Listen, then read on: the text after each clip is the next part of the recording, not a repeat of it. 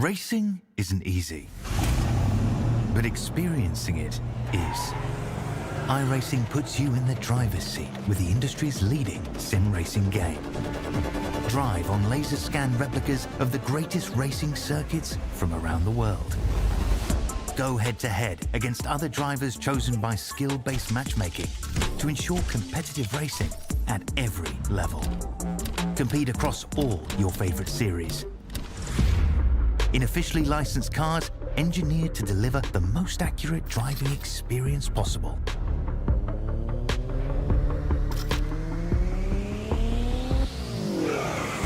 Join a race or host your own with players from across the globe. Race against the computer or in a league with friends. Feel the thrill behind the wheel. Visit iRacing.com.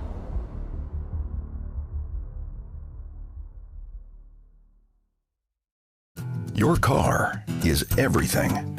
Your taxi, your moving van, your baby. And for over 30 years, AutoZone has had the parts you can count on to keep it going. But parts are just part of what we do. We're part buddy, part mentor, part of the American way of doing things.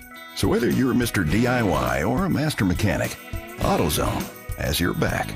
Parts are just part of what we do. Get in the zone. AutoZone.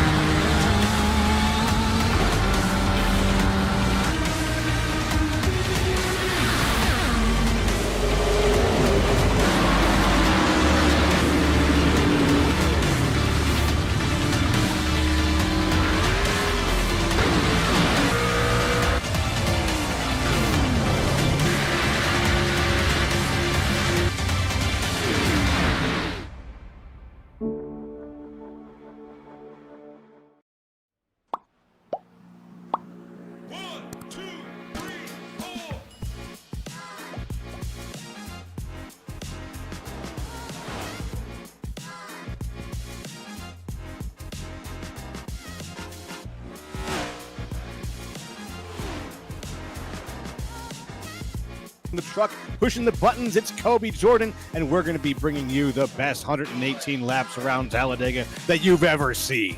Big Al, are you ready for tonight's race? And tonight, I'm in Talladega, flags raised up, whiskey in your glass. Hey, you asked me, man, this is my home track, Sweet Home, Alabama.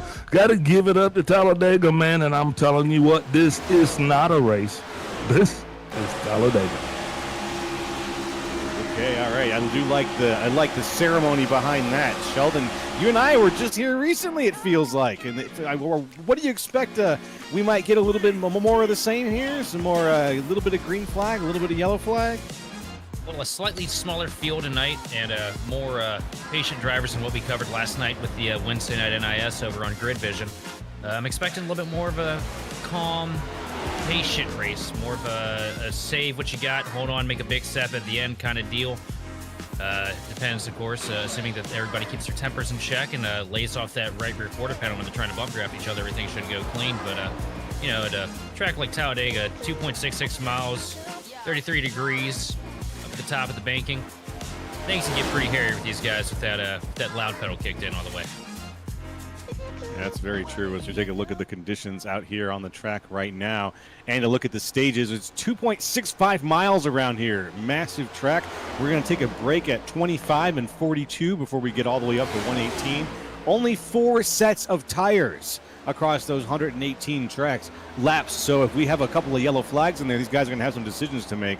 Fuel range is around 40 laps, so we'll get through that first stint there pretty well if we can go green all the way. It's 81 in the air, 98 on the track right now. Wind out of the northeast at about 6 miles an hour, something like that. So it looks like it's going to be a pretty good day for racing. Here we take a quick look at the point standings as they go right now. Let's break it down how things are looking in the ISCA Super Cup Series. Patrick Gitter sits up top with 436 points right now. Matt DeCiani in second, Derek Heitman in third, Brandon Pasalacqua fourth, Paul Hill in fifth, Tim Ortman Jr. sixth, Joey Preby in seventh, Clayton Hoffman in eighth, Josh Schaffner in ninth, and rounding out your championship top 10, it's Vincent Crowe.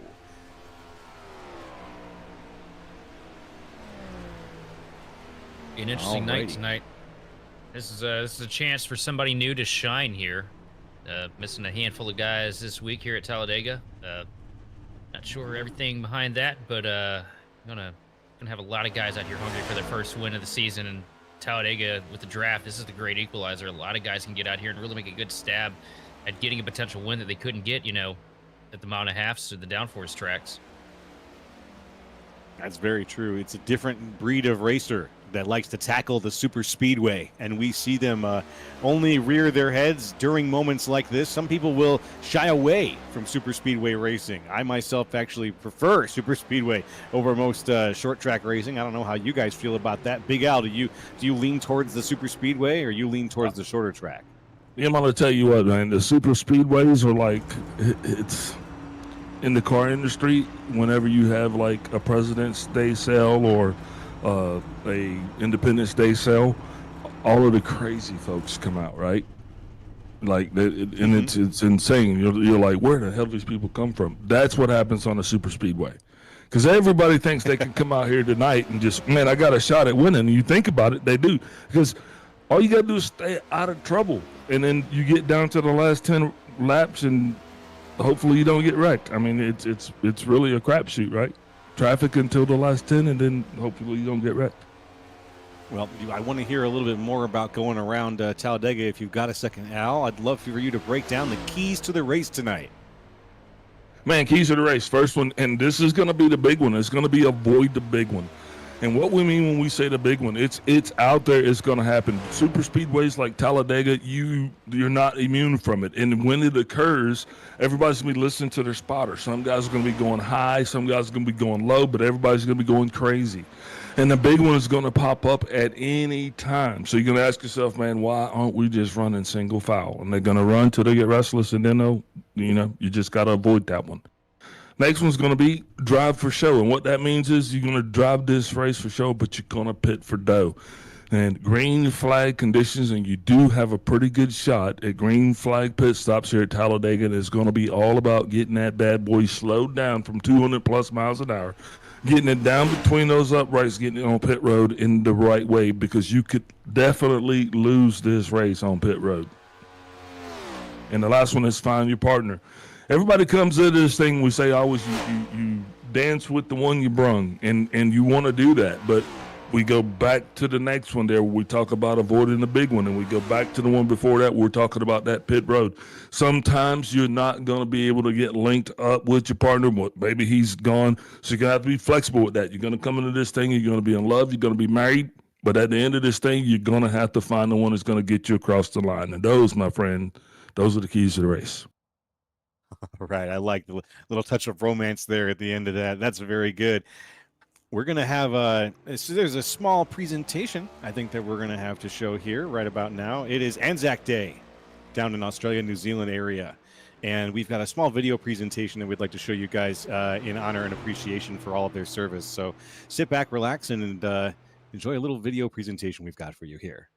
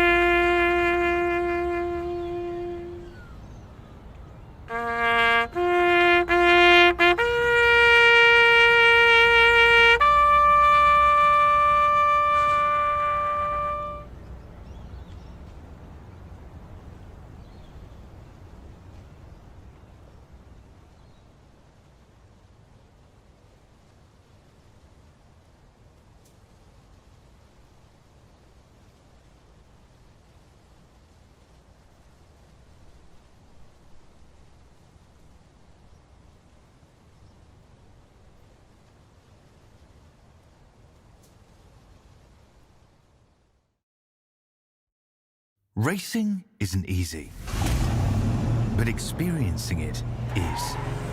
iRacing puts you in the driver's seat with the industry's leading sim racing game. Drive on laser scan replicas of the greatest racing circuits from around the world. Go head-to-head against other drivers chosen by skill-based matchmaking to ensure competitive racing at every level. Compete across all your favorite series.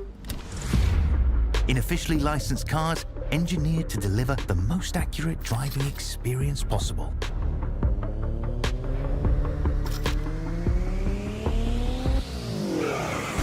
Join a race or host your own with players from across the globe.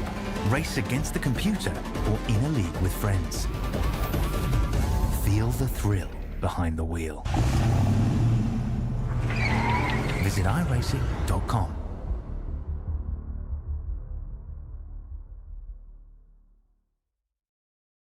Your car is everything. Your taxi, your moving van, your baby. And for over 30 years, AutoZone has had the parts you can count on to keep it going. But parts are just part of what we do. We're part buddy, part mentor, part of the American way of doing things. So whether you're Mr. DIY or a master mechanic, AutoZone has your back. Parts are just part of what we do. Get in the zone. AutoZone.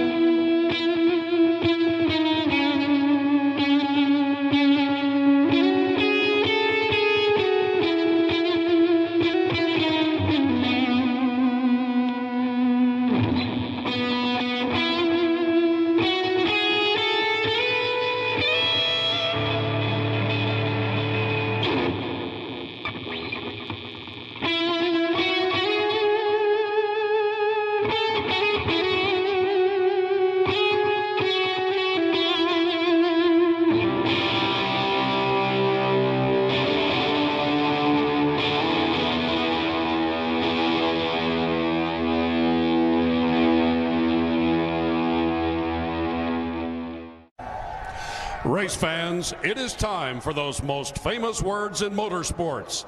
Driver, start your engine!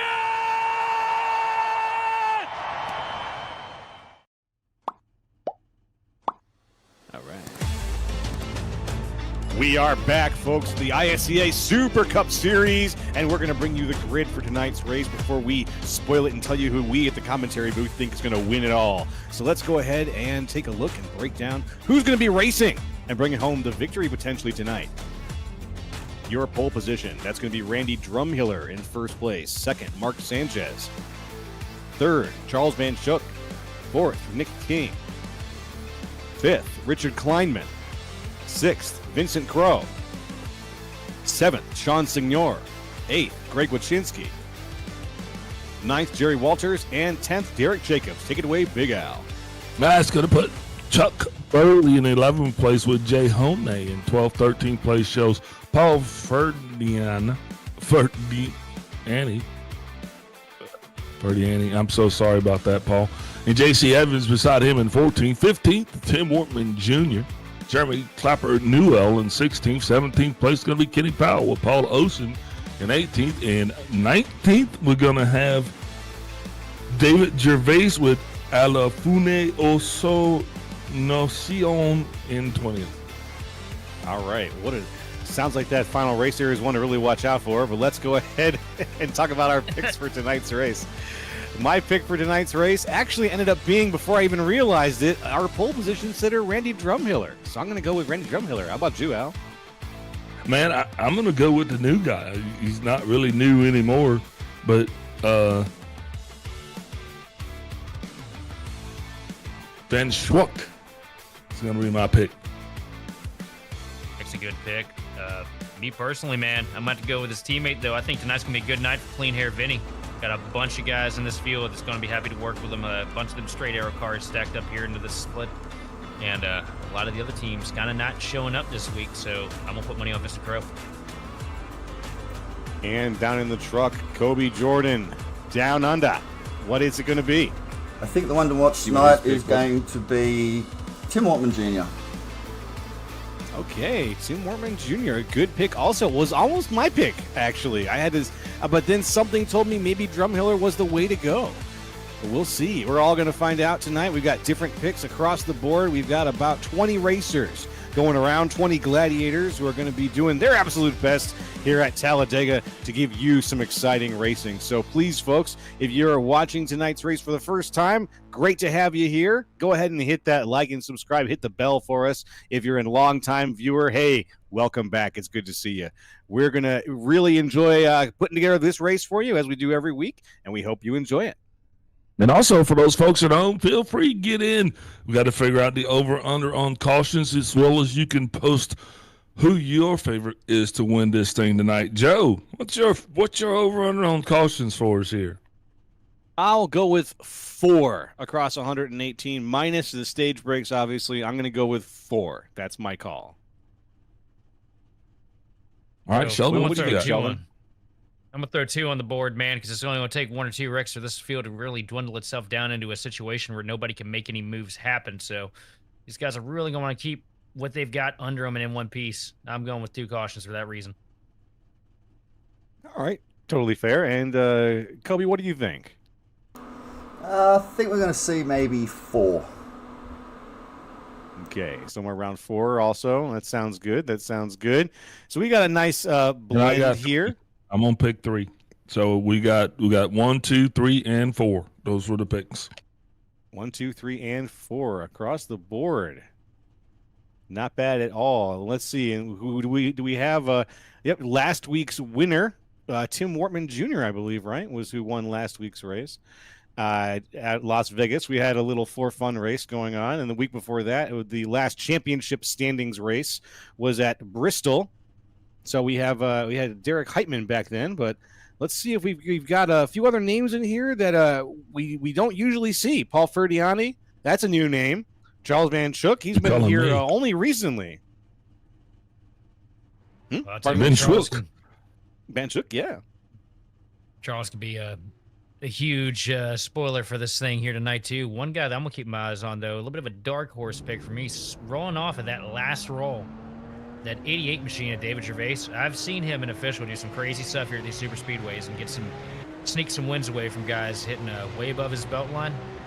Don't you guys somebody to watch too? Don't you call him the gerbil or something like that? Well, that's no, I never call him that. He beat the hell out of me for that. But Robert Cook lovingly knows him as a gerbil. Okay.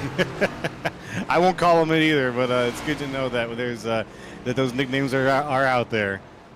In the meantime, Randy Drumhiller in the front with Mark Sanchez just on his outside, getting ready to kick things off in the Camel Bay livery, that red and yellow car, warming up the tires, getting things ready to go. It's a fairly long track here at Talladega. This back stretch is really a treacherous one, but it's also a wide enough track that we get to see a lot of 2-column racing when it gets going really well. So we'll probably see a little bit of that tonight here out of these guys. Too wide. Bubba, 3 wide? We're going to be 3 wide here before this thing. I'm telling you, before it's over, you might even see some guys try to push it 4 wide. But what you're not going to see is you're not going to see boring racing.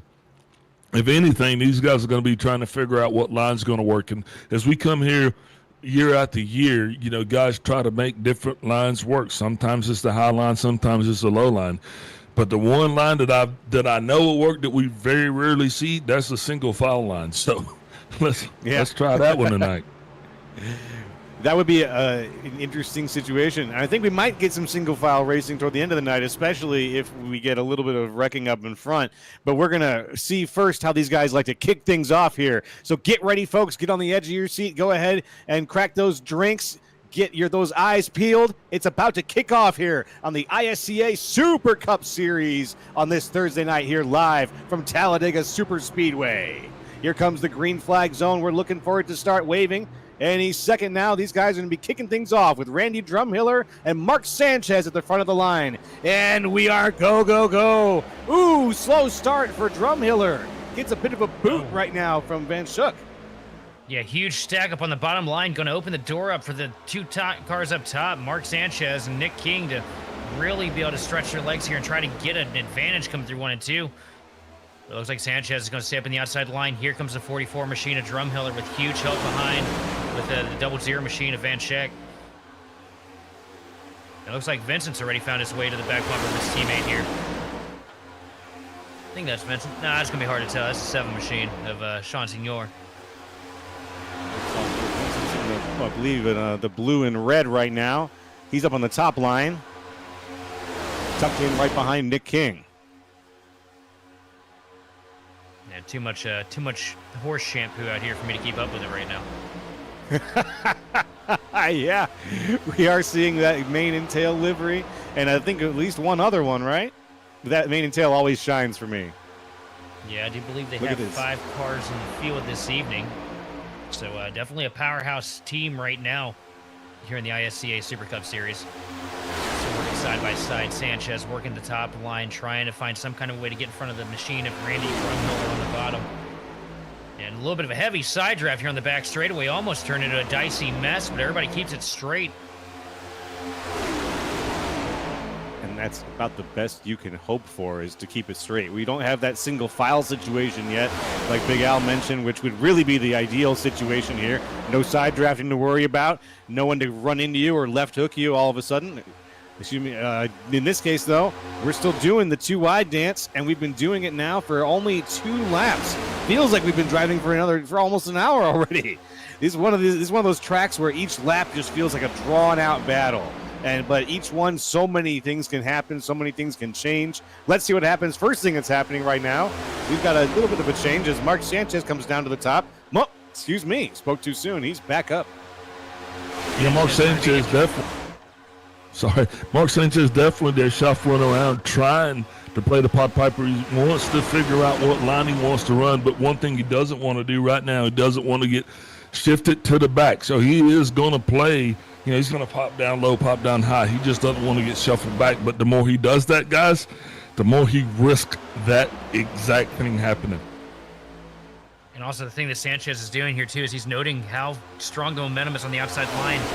Worked himself down to the bottom to get King to commit to the inside lane, went right back up to the top to take the run from the 47 machine of Vincent Crowe. Vincent Crowe already carving his way up to the 2nd position here. Just, being smart, knowing that outside line is the conveyor belt to the front, and that bottom line pretty much goes dead in the water after a handful of laps. And, the outside line is the passing line here at Talladega, the way things are set up right now. We saw some changes of position there as Greg Wachinski went down to the inside. And now Sanchez is going to go as well, taking Crowe and Derek Jacobs with him. That whole crew, that old crew of 3 cars there that was up on the outside line, saw Wachinski go, decided to make the move. Now Vincent Crowe looking potentially making his move to the outside. No, staying tucked in behind Sanchez. Little bit of a wobble there from Crowe. Not really sure if he's just trying to make the move or stay out of some dirty air there, but he is currently tucked in pretty tight behind Mark Sanchez, and it doesn't look like he's going to be able to make the pass anytime soon. Yeah, right now All right, well, too soon. Here it comes. Vincent Crowe to the outside line, getting a run on Mark Sanchez, but he's all alone up there. He's going to fall back if this pack doesn't get to him. Here comes the 12 machine, though, working himself up to the rear bumper. See, that was my Too little, too concern as late. Vincent Crowe falls back even further. That was my concern. If Vincent Crowe did that move by himself, he was basically hanging himself out to dry, and he did. And now the top line has lost all momentum, unfortunately, as Mark Sanchez still has a firm handle on the lead. And this is exactly what we were talking about, guys. You got to let it play itself out.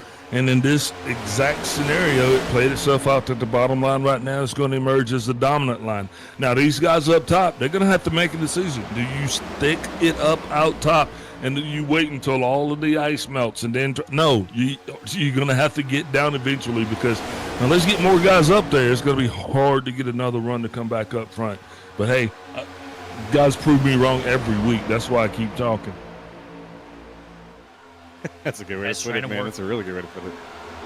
Right now, these guys trying to work that bottom line because they have control of the race. If they stay there on the bottom, they have the ability to save fuel, lift off the gas, and not have to worry about getting, completely slammed from behind. Everybody already adapting into the fuel-saving strategy early here at Talladega. And you can see this single-file line has got all the strength it needs to sort of keep itself rolling. If these guys stay cooperative, this is one of those things that becomes a win-win situation for a lot of these drivers. Now, we still have stage breaks coming up. We have some times where things are going to slam up a little bit, changes are going to happen. But right now, there's a good chance to just drive the car, do a little Sunday driving, get it to that point where you can really unleash safely, knowing that you've got something in the pocket for that moment that you've been saving up until then. This is a chance to do that. You get to experiment a little bit, because you want to know just how fast this thing is. You know what I mean? And I'm going to take a little bit of time on this story, but I got to tell it though. So I'm at Talladega and I'm listening into the teams, and this is circa like 2010, 2012, and Jimmy Johnson is back there, and he's saying, yeah, we'll lay back here until there's about 5 to go in the stage, and then we'll put the hammer down and see how long it takes us. And seriously, these guys were way in the back. They put the hammer down, drove all the way to the front. So this is the time for these guys to be doing just that. Figure out how that car handles it. Does it do well low? Does it do well high? Because you're going to be able to go back to the drawing board and make these adjustments, and then proof them in stage 2 before you actually get to go to the show, which is stage 3, right? You just got to avoid the big one. Also, one storyline that's already starting to emerge. Look up there behind the first 2 cars on that outside line. Got about 4 or 5 of these straight arrow machines in line with each other right now, working together. They're ready, starting to get themselves set up to try and have control of this race by just powering their way through the field right now. And with 5 cars from that team, Clapper Newell, Crowe, Van Schook, Walters, Senior, all on the field right now, that is a quarter of the racers. So if you've got a lot of cooperation and you've got the kind of coordination that you kind of want out of a good, cohesive team, that's going to lead to some really competitive racing still, but you're going to have some really dominant racing as well. So yeah, I was going to say, it's going to lead to... They're going to both exist at the same time. Yeah, I was going to say it's going to lead to domination, and that's the thing. You're going to have the numbers. I said early on the race, that's when you come in with the guys that you came with. Attrition is going to change that, but right now's the time you want to go out there and punch these other teams in the face and show that, hey, look, not only do we got 2 fast cars, we got 3 fast cars, we got a fast team, because that's the ultimate intimidation, guys. Well, right now, the first 4 cars are all cars that are the straight arrow team, with Mark Sanchez falling back a little ways on the inside line. Not too far, like though. He didn't fall off and too hard. Yeah, but the positions have changed. The Wheel of Fortune has spun, and Sean Senior is now your race leader. Yeah, you definitely look at that top line. They got reconstituted. These guys totally got it together. More cars came up the jump. They were definitely not giving up on it. And I said, you're going to have to stick with it. These guys proved they're ready to stick with it, and that's just going to show us that they believe in the high line. And if they're sticking with it this much, going deep into stage 1 right now, not even halfway through the stage, that means they're going to be up there for the majority of the evening, guys. And so look for a lot of side-by-side racing, and that's a benefit, that's a bonus for the fans at home. That's absolutely true. Go on, You Sheldon. can't count out the G&G guys, too, though. They're holding that bottom line pretty strong right now. Sanchez and Machinsky teammates working in tandem right now. Doing a good job staying committed to each other, not straying from the plan here. As you see them just lined up perfectly all the way around the speedway and doing a good job of it because you see them starting to break away from that outside line. All those straight arrow machines lined up in a row. It's really hard to get breathing room on that bottom line, especially when you got a bunch of fast cars on the outside. You're absolutely right. And Mark Sanchez has found his way back up into the lead. As up on the outside, it looks like the wheel has turned yet again. Now Kenny Powell leading up on the outside, up 11 positions. He's in 5th. Kenny doing a good job carving his way through the field here, trying to get up here to the front with his teammates, trying to make a little bit of magic happen, get in line and work together. And looks like they're going to give him a hand to get up there too, because that 7 machine is about beating the bumper cover off of the 24. A little off center there though. Got to be careful about that, especially in the tri-oval here. It's so easy to right hook somebody into the fence. And I don't know if you've been spun head onto the wall going 195, but it's not a fun situation there, Joe. I've been spun into the wall plenty of times when I was doing some serious racing, and I don't know, I've probably done some of the spinning myself, but getting spun at Talladega almost feels like a rite of passage for most racers at this point. And right now, though, we're on lap 13 out of 118. We're going to lap 25, I believe, on stage 1. I'll double check that. But we've got a lot of pretty steady racing happening so far. Yeah, definitely trying to get to lap 25. That's when stage 1 is actually going to be in the books, and it's a long road trip. And we talked about it. Now, look, bottom line has actually gotten itself back constituted, rolling its way forward. Top line's still up there, kind of broken, kind of blended, and it is what it is. It's going to be a long race, and this is one of those where you got to keep your head on the swivel. You got to keep the draft, and you got to be available. Powell right now as he's leading the outside line. You see it, there's not much movement, not much momentum coming from behind right now. He doesn't really have, the help that he needs. These guys not doing the best of jobs, keeping themselves stacked up. You see everybody kind of duck now down to the bottom lane, leaving Kenny Powell and Vincent Crowe out to dry on the top. Yeah, I wondered why those guys, they had such a good thing going. Kenny Powell now down to the inside.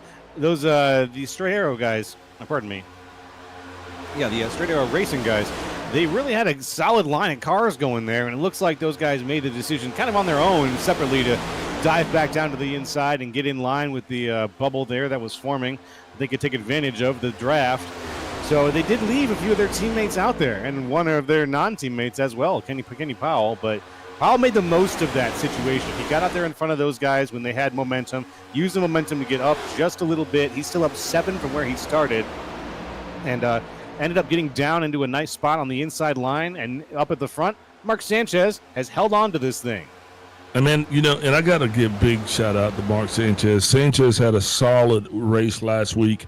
Coming out here tonight, keeping that momentum going. He's got his G&G teammate right behind him, Greg Wojcinski.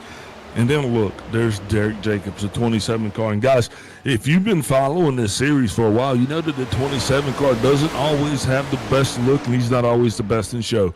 But here he is tonight. He's got himself dialed up for a podium. He is holding 3rd place, guys. And I'm telling you what, if that doesn't get you pumped up, I don't know what was. But I meant Derek Jacobs, sorry. You always see Derek Heitman up front, but you don't always see Derek Jacobs up front. So way to go, Derek. I hope when you go back and watch this thing tonight with your kiddos and whoever, that you actually enjoy the fact that you get to see yourself running up front, because, man, doesn't that feel good, guys? It's got to be a good feeling. As we get a little bit more of side-by-side racing going on in the back, the number 12 machine of Nick King pushing forward a little bit, getting a hell of a push right now from Tim Wortman behind him. Wortman pushing, driving some cars up to the outside line, saying, hey, we've got the speed. Look at this push. That wasn't a push. Whoa! That was a shove. Wow, this nose came in there hard right there. And the 12 car is definitely going to suffer some damage from that as he punted the 5. Definitely a hard shove out there. Kudos on Wachinski for keeping it pointed in the right direction. And you love those jolts like that. So as long as you know that they're coming. Now Wachinski is going to be dialed right in behind the 29 car of Mark Sanchez. That's going to be his GG teammate. But look down on the bottom row. There is Derek Jacobs. He is leading the fray. He's got Randy Drumhiller tucked in behind him in that generic Reese's Cup car. I mean, we're just past Easter, but I don't know. Maybe that's not what it is, but you got to love Randy doing what he's doing. And these guys right now, they're locked back up side by side, 2 by 2 guys. So we went from single file to buck wild just like that. Comes down to we're under less. We've got less than 10 laps to go here in stage 1. Everybody trying to jockey for position, get themselves up here in a fighting spot and get those extra bonus points at the end of the stage. See side by side that duo though of Wachinski and Sanchez, man, they're just about unbeatable. These two have been doing a great job just keeping the momentum up. Wachinski has been glued to the back bumper of the 29 machine lap after lap after lap. And it's so difficult for anybody to get a run on these two because they're just so good at tandeming together. Yeah, and this is not a result of how many laps they put in this week. This is a result in how many laps these guys have put in as teammates. And can you imagine what's going to happen when they get some more familiar bumpers up there with them in the fray? I mean, I think it's going to be theirs to lose. But right now, getting a little sporty, as you see, we're coming up again. Got a race for the front. 12 car's going to be making his way back up. Nick King, he's going to be trying to get himself on the leaderboard for the first time here tonight. And here comes a big shove right now. Nick King's out in the front, wants to lead a lap if he can. And Wortman trying to push him to it. But here come the G&G teammates again on the bottom. Sanchez getting a huge shot from behind from Wachinski. Going to pull him around here. They're going to be dead even coming out of turn 4. But I don't know. I don't know if that outside line's going to have the sauce to get it done right now. This is going to be a snapshot preview of what you're going to see here coming up on the last laps of the stage as well as the race. And you see just how well that top line and that bottom line, how they almost were just kind of even. It was in the wash, right? As long as there's room for a car to get down, a car will get down. So that's letting you know that these guys they're racy tonight. They're not here to kind of kick back. They're not here taking it easy. They're dialed in, they're pumped up, they're fired up, and they're trying to get as many stage points as they can. And just like that, we're 5 to go in stage 1, guys.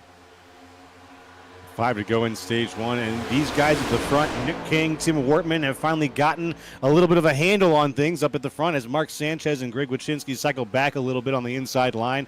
The outside line is still there, though, with J.C. Evans, a name we haven't talked about too much yet in this race, leading Kenny Powell on the outside. Nick King, Tim Wortman Jr., still holding on to things on the inside. That G&G team behind him, though, I think they're hungry for a pass. But with J.C. Evans on the outside, not a lot of room. Side by side here through 1 and 2. Nick King going to prevail down the back straightaway for now as you see a huge run starting to form up as Kenny Powell is knocking the rear bumper off of the 9 machine of J.C. Evans. Huge breakup there on the bottom line. That's really going to lead a lot of momentum up to that outside lane. Yeah, Wachinski lost the draft of his G&G teammate, and Derek Jacobs lost that. Jacobs really getting tossed around back there. That's a result of that dirty air. But right now, this thing is broken, not blended. Trying to put it back together, though, guys, because we are running out of time. These guys know that it is go time in the stage. If you got to now put the hammer down, this is the time to try to figure out where you're going to be at, what position you're going to be at when the hammer falls. That's true. The hammer is about to fall, and we only got a couple of laps left, and it's a big one. And with these guys all racing side by side still, there's a lot of positions that are going to be shuffling all the way down to the line, just like you said, Big Al. It's going to be a moment just like this across the finish line, and we'll see how it goes. Yeah, but you said big one, and that's like saying bomb on a plane. You can't say big one at Talladega. I mean, come on, man. Well, then you got to draw attention to it. Got to put it under a magnifying glass, Big Al. Well, you just talked us into it. Might as well play it out. Let's see what happens. It's exactly right. Fair enough. I did walk into that one. I walked right into it. But we've got only 2 laps left at the end of this stage. And we'll be seeing Nick King lead Tim Wortman Jr. right now. But you saw Mark Sanchez made his move up to the outside. He left Greg Wyszynski down on the inside line. But Mark Sanchez in the 29 machine move up to the outside. He's getting pushed now by J.C. Evans, trying to get himself back up to the front. Here comes Sanchez with a huge head of steam on the top line. J.C. Evans not wanting to stick with him, though. Kind of going off center here into 3. Really going to bring up the momentum. Going to lead a lot of advantage to the inside lane as Nick King still in charge of it on the bottom line. And that number 12 machine.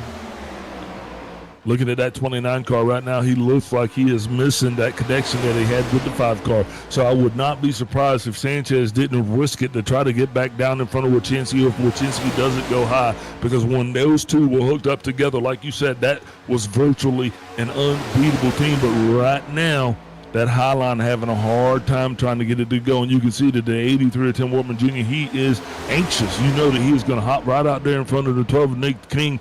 But, guys, look, we got another lap traffic up in front. Oh, no, Wyszynski mistimed it. He's going to get sucked up by the pack here. He's going to go all the way to the back. I saw, oh, no. He was just got setting up. Yeah, he was setting up to get himself hooked up. He thought Wortman was going to go up to the top, and he was trying to go with Wortman and reconnect with the 29 machine of Sanchez, and he just mistimed it by a hair. He might have saved his life. Had no hole to go. But now he's going to hook up with Gervais there in the back, and correct me if I'm wrong, aren't they teammates as well? Yes. There we go. Well, they're like distant cousins. Distant cousins, all right, got it. Not kissing cousins, Fair are enough. No. They're all in G&G Racing. But it Also, looks like Kenny Powell is about to be lapped here. Well, and we're about to come across the line, too, with Nick King out in the front. Ooh, big wide swing there. that ain't Kenny. Is it? Nah. I don't believe so. I believe that. Paul Olson is what we're looking at there. We're getting ready to come across the line, the end stage 1. Who's that at the front? It's Nick King coming through 3 and 4 right now, I believe, getting ready to see who is going to get those bonus stage points. And here we go. Is Wortman going to try and peek out on him, or is it going to be King carrying it all the way to the finish? Looks like Wortman's going to stay with him, keep it clean. Outside the line, not able to form, and Nick King going to get the first stage here at Talladega. Hey, you know what, guys? Knock on wood, we had a pretty clean stage 1 out of that, folks. Pretty clean stage 1 as Nick King, Tim Wortman Jr., and Derek Jacobs are your 1, 2, 3 across the line. We're going to take a little break. And when we come back, we'll be starting off stage 2 from the ISCA Super Cup Series on Thursday nights. So don't go nowhere. Your car is everything. Your taxi, your moving van, your baby. And for over 30 years, AutoZone has had the parts you can count on to keep it going. But parts are just part of what we do. We're part buddy, part mentor, part of the American way of doing things. So whether you're Mr. DIY or a master mechanic, AutoZone has your back. Parts are just part of what we do. Get in the zone. AutoZone.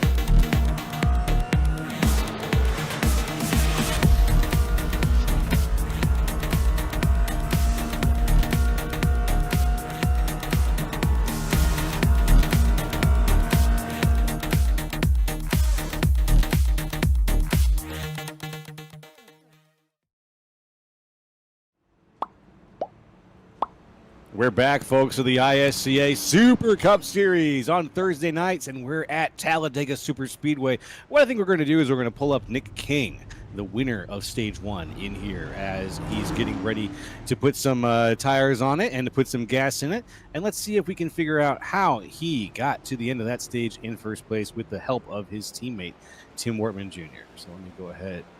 And now we right here, Nick King, can you hear us? Yeah, I got you, sir. You hear me? Yes, we can, loud and clear. Congratulations on that stage 1 win, my friend. You got you paired up and you managed to defeat the team of Wachinski and Sanchez there. How'd you manage to get around them? Honestly, it was all Tim, my teammate. Me and him. He's part of Warrior Racing with me, and I was honestly shocked with how well he was pushing. Like I didn't think 2 of us was going to be able to go from the back to the front like that. So, big props out to him for the shove. Well, yeah, it absolutely paid off for you guys, and now you've got stage 1 under your belt, a victory there. You're looking forward to what's the strategy you're going to apply for the stage 2 sprint here to I think we're going to about 50 something.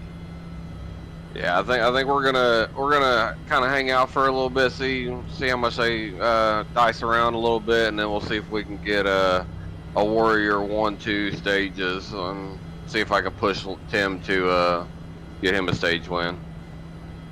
All right. Actually, we're going to 42 apparently on this stage, so we're looking forward to seeing you guys put it down. And real quick, anyone you want to thank or shout out to for while you're on the track tonight? Yeah, you guys, Precision Speed Solutions, they've got some phenomenal setups this week.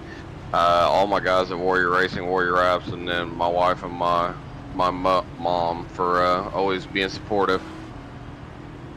All right. Well, thank you very much. Congratulations again. We'll see you maybe on Victory Road. Well, let's hope. We'll see. All righty. Good luck. That was Nick King, your stage 1 winner. And we're going to get ready to bring you stage 2, which is now until lap 42 here from Talladega.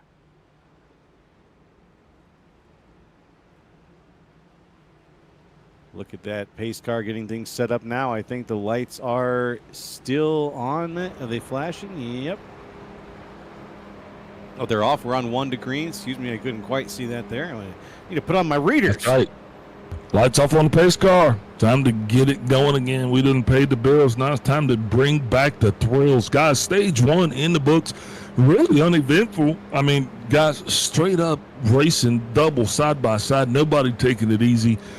What do you guys expect to see stage 2 here? You thinking more of the same, or you thinking, what are we doing? I hesitate. I'm expecting a little bit more of the same. I'm imagining these guys are going to kind of set themselves up here. I mean, we're going to see the chaos, these guys jockeying positions, but everybody's been so respectful and courteous here. I think that the gloves aren't really going to come off until we get into that final stage when it really matters the most. I'm going to second that. I'm going to second that because I think that they found a groove. And I think that if you get that groove as a whole field at once and you all kind of figure out exactly how you want to drive it, and you're right, Big Al, they're driving it aggressively, but they've got a groove right now. And if you can find it and you can hold on to that, just drive that as long as you possibly can. So I think hopefully we'll make it to 42 here, the end of stage 2, without too much ado about nothing, basically. Too much ado. But once we get to that point, just like you said, Sheldon, gloves are going to start to come off. People are going to start to really see how many positions can be made up if they just push a little bit harder. And in any moment now, the pace car is going to be off. There he goes. He wants no piece of this, and that is the battle between Tim Wortman Jr. and Jay Hone there on the front line, getting ready for that Geico restart zone. You can see their ankles twitching on the fast pedal. Any second now, we're going to be green and ready to go on the ISCA Super Cup Series Thursday night. Here comes the flag, man. Get ready, get set, and we are green yet again. Good clean launch here for a handful of these cars. You're going to see that Tim Wortman Jr. going to duck down in line behind Jay Hone here into turn 1. Smart move there. Don't get yourself up on the top and, risk getting that bumper hook here on the first lap. Outside line starting to make a charge, though, as we're watching Derek Jacobs trying to find that momentum off the front bumper of Mark Sanchez. Mark Sanchez, we know, is a good pusher here. But it looks like the 27 is going to taper himself down to the bottom, too. Everybody kind of setting up. No, 3 wide, shoved out of line a little bit. Yeah. Sanchez bringing Vincent Crowe up to the front here. Sanchez with the push from Crowe in the back. Crowe himself getting a bit of a push from Charles Van Schuck. A lot of shuffling going on back there. A lot of shuffling going on in the back half of the pack. I mean, that battle for 19th, 20th, it's a fierce one right there. And this is usually where you get those big whoopsies at right now, waiting on these guys to get it together and kind of settle down just a little bit as back up front, Jay Hone is off and away to the races. He has got to be feeling pretty good. And, you know, because this is going to take a while for those guys to catch up. Those guys far in the way back, they have lost the draft effectively. I'll tell you what, one guy that's trying to do everything he can to avoid losing the draft this go around is going to be Jeremy Clapper Newell. Lost the draft on the first run. He had to burp the throttle a little bit to avoid an incident, or what could have been an incident. And as soon as he burped it, he fell all the way back and never came back. Right now, you got a couple guys back there. Speak of the devil, Jeremy Clapper Newell in the same position again this time, but this time he's got help from his teammate, Jeremy Walters. All three of those guys back there. What happened to J.C. Evans? Yeah, you just mentioned him. He was flying high, was sitting pretty, and then he got flushed right down the middle line. And since that loss, he's just unfortunately fallen back, and now just trying to find the bubble as we take a look and see how the middle of the pack is managing to keep up with the rest of the Joneses, so to speak. There's a little bit of side-by-side racing going on there in the middle. I'll tell you, the problem for him right now is all these guys in the front pack, they're able to carry about 194, 195 at the tail end of that pack, which is pushing momentum to those guys at the front, keeping them up to pace. Those guys in the back, they're stuck going about 190, 191. A couple mile an hour difference. It stacks up lap after lap. And if you're out of the draft range, there's no way you're going to sniff yourself back into it unless something crazy happens in front of you. Yeah, and you're watching that 19 car here is in a bad spot right now because we're a 3-wide choke spot. Everybody's going to clear him, so that's going to be okay. But right now, you see these guys are still trying to put it back together right now. We got a Humpty Dumpty situation going on right now.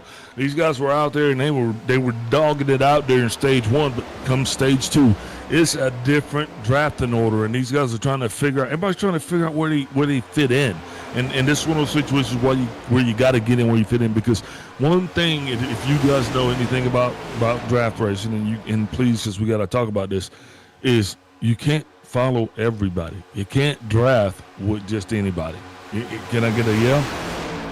Oh, you need somebody that holds a steady wheel. You need somebody that has a fast car. And if the guy in front of you doesn't have that, if the guy in front of you doesn't have that, it's pretty cutthroat. You leave him out to dry, and you find the next one to work with. Yeah. I'm exactly. As someone who pushes in drafting, you've got to be aware of the track in a way where you know you're not going to see the most of the track for most of the lap. You just have to feel it out and understand that when that guy in front of you moves, you have already anticipated that he is going to move. That takes a different level of communication and that non-verbal communication. So yeah, it's not just anybody. This is that race crap we were talking about. And so going back to the keys of the race where we're talking about that dance partner. So I guarantee you that 75% of the field has identified 100% of the people that they cannot dance with. Because you understand when you dance with somebody that's got 2 left feet, man, somebody that can't hold a line, a drink, or a job, that is not the guy you want to be around when you're at Talladega. Yeah, it's right now, speed dating at 195 miles an hour. That's a good way to put it, speed dating. Yep, absolutely. Just one to the next until you find one that sticks. And someone did find one that sticks. It looks like Greg Wyszynski and Kenny Powell have managed to link up a little bit here and have both cleared Vincent Crowe just a little bit. And down on the inside, they both cleared Tim Wortman Jr., who's down on the inside just a little bit there. Vincent Crowe, a part of that 3-man team that started to clear the inside line. And that inside line just falling back now a little ways. Bit of a shift in luck, a change in the air for Tim Wortman Jr. Yeah, I didn't mention him any in the pre-race, any at all really, until we saw him work himself to the pack. But Greg Wyszynski has a fast hot rod beneath him, and he knows exactly where he needs to put that thing to get it out there in the wind and really sail away. And right now, with his teammate Kenny Powell right there pushing the rear bumper cover off, well, Greg's in the best spot possible to win this second stage as we're starting to creep our way into that green checkered.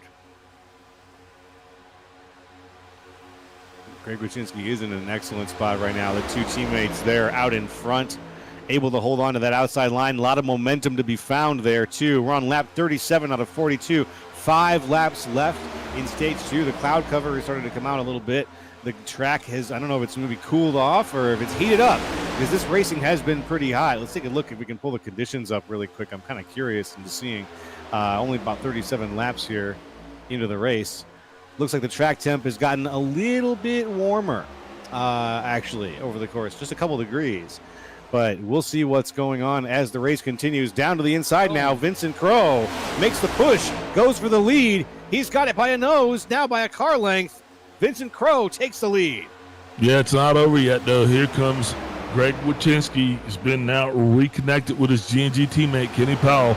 They got Derek Jacobs behind them, and these guys now have got that top row back where they think they need it, and now there's going to be a little bit of a dispute between who's going to be the fastest, the low line or the high line. High line doing everything that it can for coming around the turn. That low line, you got that main and tail car. He is doing.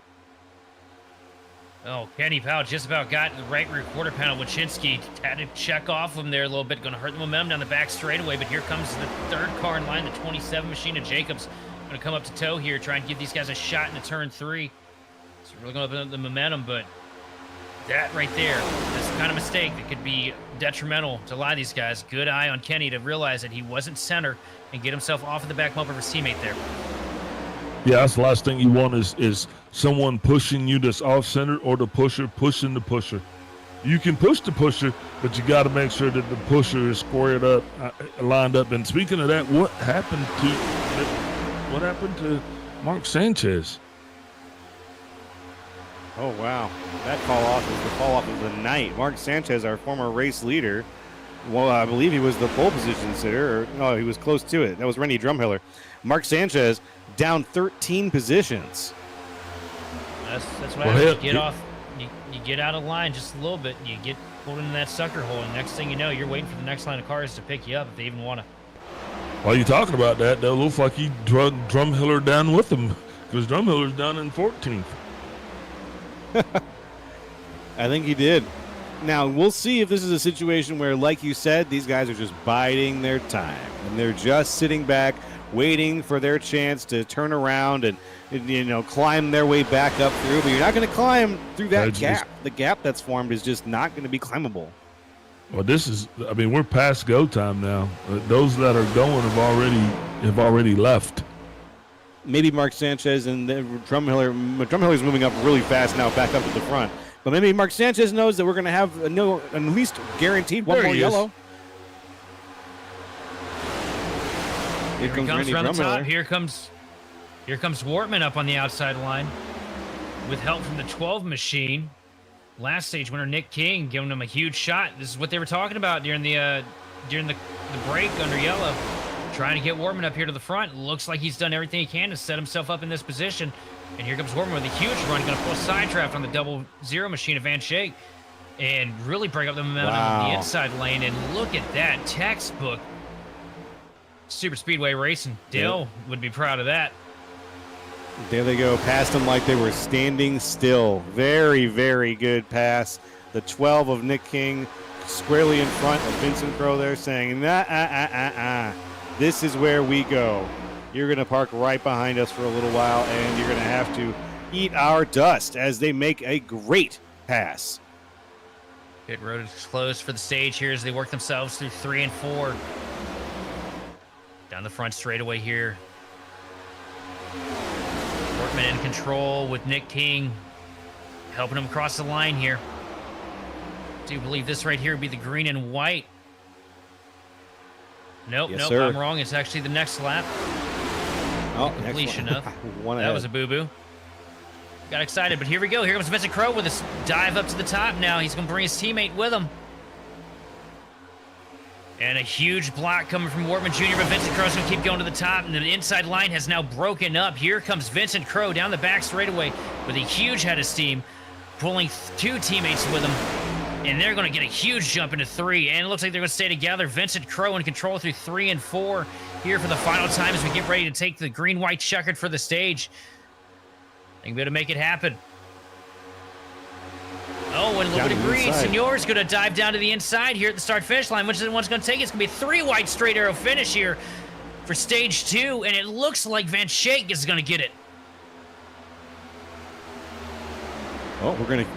There it is. The yellow flag is out. Was it Van Schaik? Was it Crow? Or was it Senor? We're going to need a replay because that is a photo finish for stage 2. That really was. Did not expect Senor to make that dive there at that last moment. Let's see. Was it the Wayback Machine you referred to it as, Joe? I always call it the Wayback Machine, my friend. makes me laugh. But the Wayback Machine doesn't lie. And it'll tell us the truth of things as we go back and look. What an exciting finish. Another green to green race there, my friends. Stage 2 was clean. And here comes the Wayback Machine showing us exactly how it went down here at the line. Look at the run Van Schaik gets here. Sees his teammates side by side, takes a dive at the last second, shoots it up there to the outside line with all the momentum in the world, and it is definitely going to be the double zero machine without question getting the second stage win here. Impressive maneuver. Yes, sir. Very, very impressive out of that. Lap 44 out of 118. We've got a little ways to go, folks.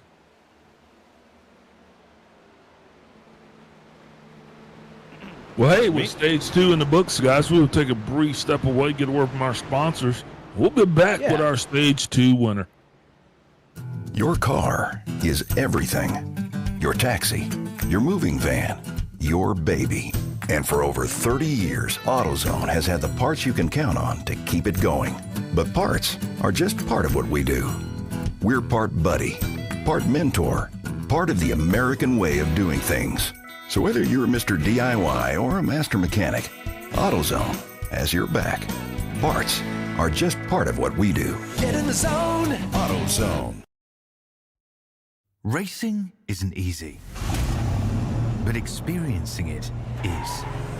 iRacing puts you in the driver's seat with the industry's leading sim racing game. Drive on laser scan replicas of the greatest racing circuits from around the world.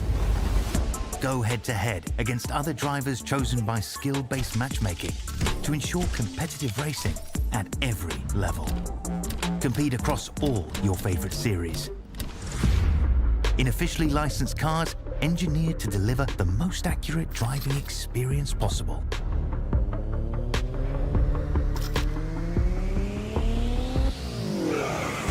Join a race or host your own with players from across the globe. Race against the computer or in a league with friends. Feel the thrill behind the wheel. Visit iRacing.com.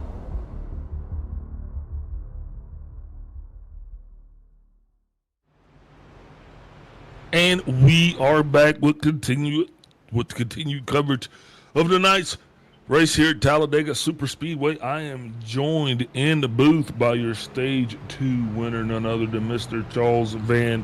Please tell me the way we pronounce that last name again. Van Schaik. Squake. Yep. Hey, man. How's it going down there tonight? It's going good. Didn't expect that. I was just trying to control the energy of the two lines so my teammates can get the stage win, and they were side drafting each other, and I was gonna pick one of them to push, but the speed difference was just too much, and I just went for it.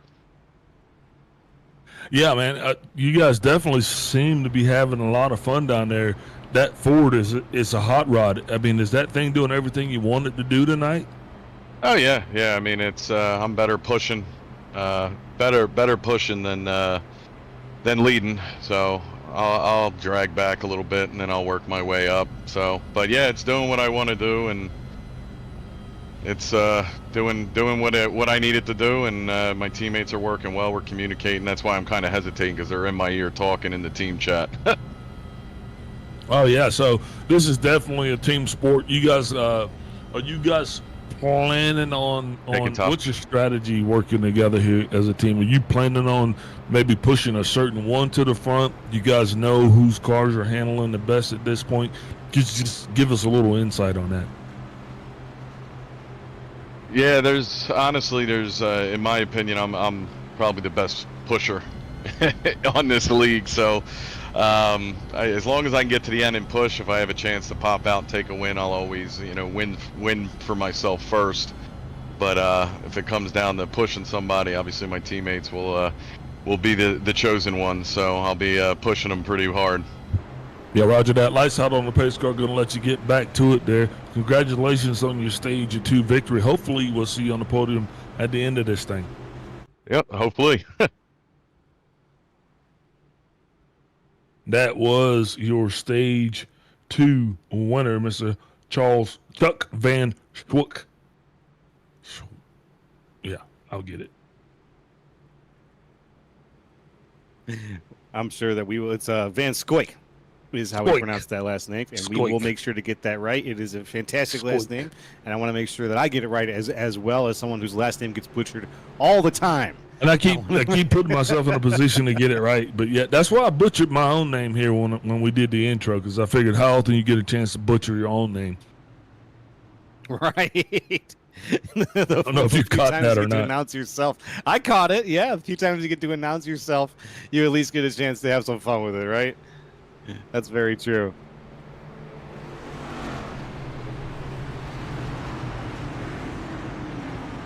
Well, lights are off the pace car. A little bit of blinking from the front, but as the leaderboard pops back up here, why don't you go ahead and take us into the beginning of Stage 3, Big Al?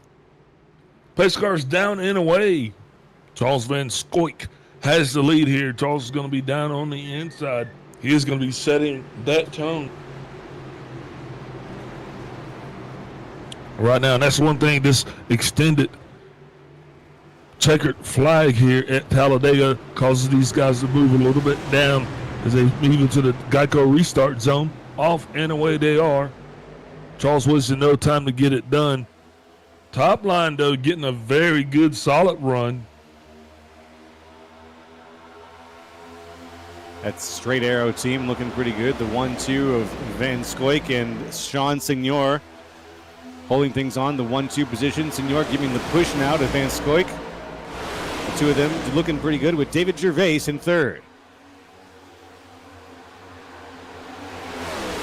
Good to see David making his way all the way up to third. Remember, he started this thing all the way back, and I believe it to be 19th place.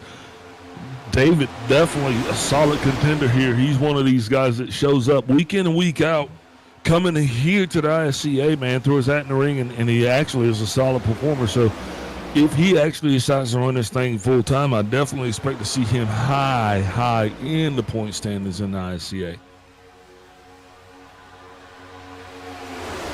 His teammate on the outside, Mark Sanchez, trying to lead that outside line to get a little momentum going, seeing if they can recreate some of that magic.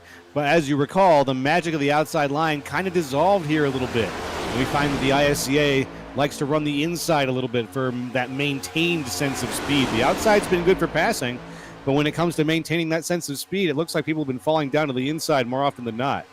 Well, it's just like this. It says you cannot defend the pass until you stop the run. So you can't benefit on that outside line until that bottom line has been established, because you want that bottom line to know exactly who they're following, one behind another.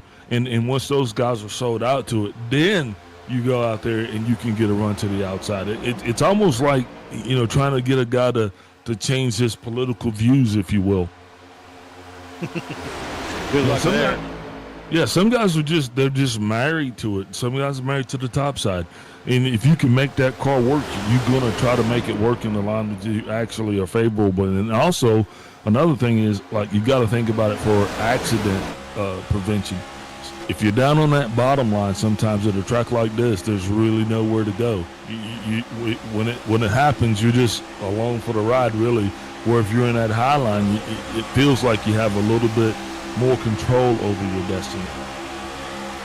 And control they have, as Mark Sanchez and Richard Kleinman have pushed their way into the lead now. Kleinman down to the inside. He said, thanks for the assist. But I'll take it from here. J.C. Evans Not slots so up fast. right behind Mark Sanchez. Exactly. Just like that, he gets out of the way, and here comes another G&G teammate, J.C. Evans. So you said, where goes my J.C.? Here comes my J.C.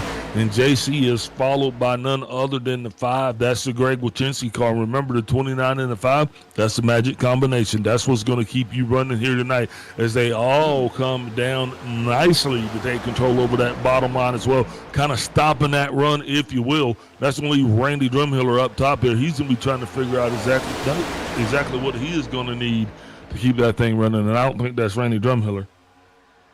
I think that's Jay Hone. It's like, yes, that is Jay Hone there on the top in the Pennzoil car.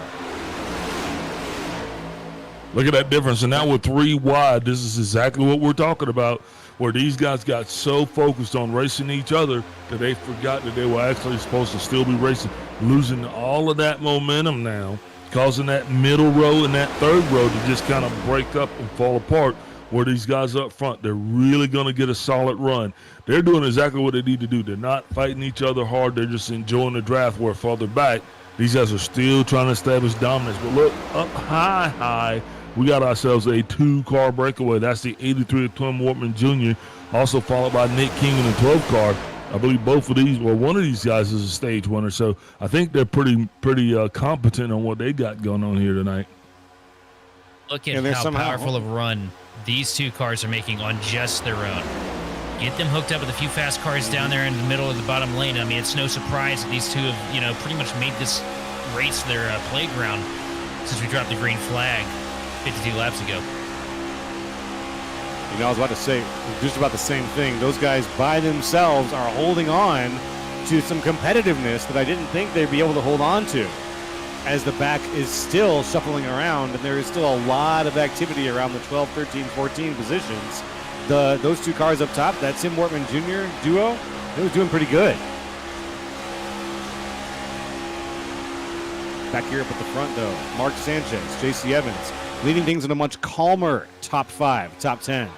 The top 10, though, starts to become a 2x2 situation once you get back to Van Scoik, who is on the outside right now of Chuck Burley. Name we haven't mentioned too many other times yet. Burley up 6 positions now. He's sitting in 6th, getting passed a little bit by Signor on the outside. Burley could use some assistance, not getting any right now from Richard Kleiman behind him. Well, the thing that I admire, those these straight arrow racing guys, just guaranteed locking themselves up on the top line, trying to make it work. Got 5 of them in a row right now. Oh, one of them just blinked out. The 7 machine of Sean Signor, but hey, he's back. That's scary. Ooh, that's scary. The top line with Van Schaik all the way through to Vincent Crow. Oh, clean here, Vinny. That's all teammates. In fact, even the car behind them, I can't quite get the number on it, but they're all working together here. Van Scoik said he was probably the best pusher in the league, and right now, unfortunately, he's got to lead things, which is where he was at the end of Stage 2, and here we are in Stage 3, lap 54 out of 118. So we've got a little ways to go, folks.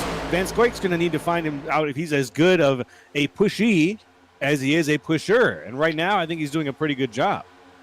Yeah, I think he sounded off and said that he was a far better pusher than he was a pushy, so... And, it's good to know your place. Everybody's got to do that, especially when it comes to super speedway racing. Yeah, I'm the same way. It's weird, right? Like, you want to get to the front. You want to be the guy that wins it. But, for me, I don't like to be in that front position until we got like 5 laps to go. And I know that I've got guys around me I can trust as I can try and control that line.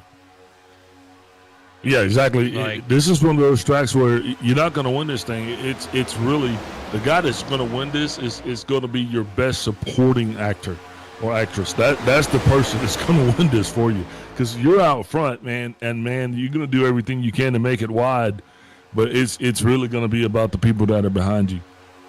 Mm-hmm. I mean that's drafting, not leadership. And here comes the top. Jeremy Clapper-Newell with a huge shot from Vincent Crow. Going to get him side by side, dead even with your race leader down the bottom lane. Not able to keep Vincent Crow attached to the bumper the way he needs to, though. They're going to fall back a little bit and lose a decent amount of momentum. But here comes Kenny Powell, the 3rd car in line, going to get tucked up right to the back bumper of Vincent Crow and charge these guys out to the front here at the start-finish line. And they're going to clear themselves. They're going to come down there with their teammates and take over that bottom lane. And now Kenny Powell being pushed by the 83 machine of Tim Wortman Jr. going to try and make some magic happen on the high line. Yeah, these guys have no choice. You got to make hay while the hay is shining. And, you know, this is that part of your strategy that you got to figure in, because if you're out front, if you're jockeying for position, it's going to affect your fuel mileage, and that's going to affect how much time you're spending down on pit road. Look at the massive push that these guys got on the outside line, though, to get clear to the bottom. That was impressive. Yeah, I just saw that. I saw Vincent Crowe absolutely just shove it and hold on to it somehow. They're shoving. Yeah. Yeah, and absolutely hold on to it, too. Van Scoik making the passes now that he needs to stay relevant. He's right on the tail of Vincent Crowe. But look at this. We got that two-car tango working back together again. Nick King with Tim Wortman Jr. These guys have been deadly here tonight, working in tandem, and here they are. I wonder how long they're going to stay here till they leave old boss man Kenny Powell out to dry. Yeah, I tell you what, Kenny Powell's got to be feeling pretty good about putting that 24 car up on the leaders line here for the first time tonight. Maybe he can get that 5-point bonus trophy for leading the lap here. He's going to be hoping that 83 and the 12 stay behind him. They don't owe him anything, as his teammates are a little bit further back in the pack, but he is just hoping that he doesn't get left out to dry. So this is about the time where he's to be trying to make that 24 Toyota Camry about as wide as it can be, trying to dominate both that high side and that low side, because he knows that as soon as the 83 gets around him, he gone. Yeah, yes, I'll tell you one thing, Kenny right now, if anything, is just praying for a good, clean race. Rough patch here, pretty much since you and I have been in the booth here, Joe, which I think was, race number 2. Kenny just looking for that luck to flip around and finally play in his favor here. Yeah. Kenny's been waiting. It's tough. Kenny's been waiting on that luck to flip around for about the last 6 years, man. So we're not walking into anything new, Sheldon, is what we're finding out. That's not the pony you want to bet on. And I'm wishing him the best. I hope that, I don't know if it's a spectator's curse, it's a Goodyear curse, it's a Sunoco curse, but he's got to figure out how to break that curse, man, and put that 24 back in the winner's circle, because it has been a while. And I know Kenny's feeling that, and he's feeling the pressure of it as well. I mean, these guys come out and they perform solid. It's just finishing. That's their problem. They got to work on getting the car to finish stronger. And Kenny's aware of that. I know he's doing everything that he can. As my grandmother would say, bless his heart. I'll tell you, let's walk it back here for a second, right? We're talking about iRacing here. We're watching these guys, let's be as cutthroat as we can about it. A bunch of guys on a computer, trying to race, right? We're talking about pressure. Well, here's the thing. Here's the thing for those of you that don't have the liberty to sit here behind the wheel on iRacing. You're out there with 40 guys who all say they're the best, and we're all competitive. Every last one of us are human beings. That's nature. And you get down there and you sit down. The only thing that is real to you for the next hour and a half once you sit behind that steering wheel is the results that you get on that racetrack. That right there, you're going to feel some pressure when you're running around here. I can promise you that. Because it's all about bragging rights. It's all about that pay window. It's all about that money at the end of the season, the trophy, the championship, the stats, everything. Everything you have on iRacing is on a sheet of paper. And anybody can browse through there and take a look and say, oh, well, Sheldon Atkins here's got 100 wins, but he hasn't won anything since 2018. Well, then they're going to look at that and be like, wow, that guy kind of sucks now, don't he? No, and, I'm not saying that Kenny sucks. No. I'm not saying that either. I'm just saying that pressure that we were talking about, it's real. And there's a good reason for it, because it is a great community, iRacing, but it is a very competitive and cutthroat business, just like the real world.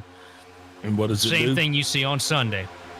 Pressure. It either bursts pipes or makes diamonds, and those are little inspirational words for that 24 car. He knows it though. He is feeling the pressure of winning in this league, because it has been a while since Kenny's won, especially a points race. So, and he's not the only one. You got guys down there tonight that got a great shot at putting their first W up in their cabinet for the first time in their careers in the ISCA tonight. There's a lot of big names that aren't here, so we're looking for a big fish tonight that we're going to make a star out of.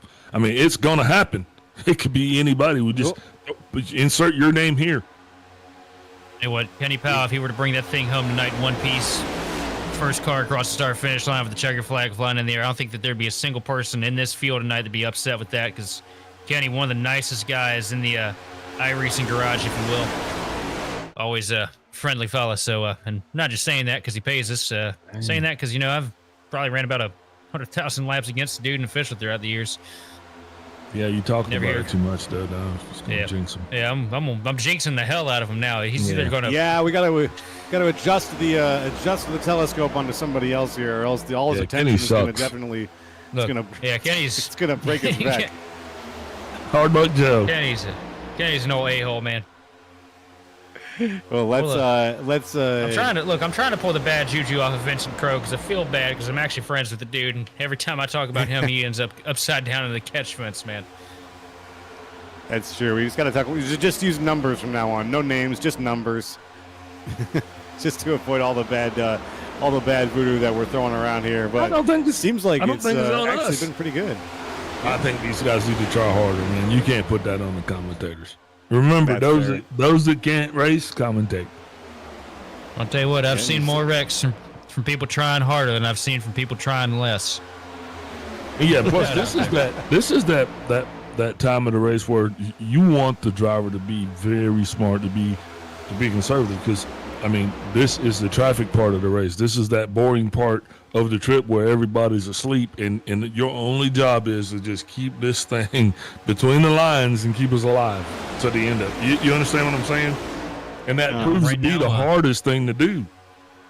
Right now, your guys are setting themselves up in the best possible position right now, too. Are the guys further in the back of the pack, the guys at the tail end of this Congo line of cars on the bottom line? These guys here further back, using a little bit less throttle, staying in the draft, letting the cars in front of them pull them around the track. And most importantly, probably getting the best gas mileage out of everybody in this field right now. You look at a guy like Chuck Burley, who's got a good bit of separation between him and Jerry Walters. These guys a little bit further back, using a little bit less of that Sunoco race fuel, and setting themselves up better than Kenny Powell or Tim Wortman up here pushing every second of every lap.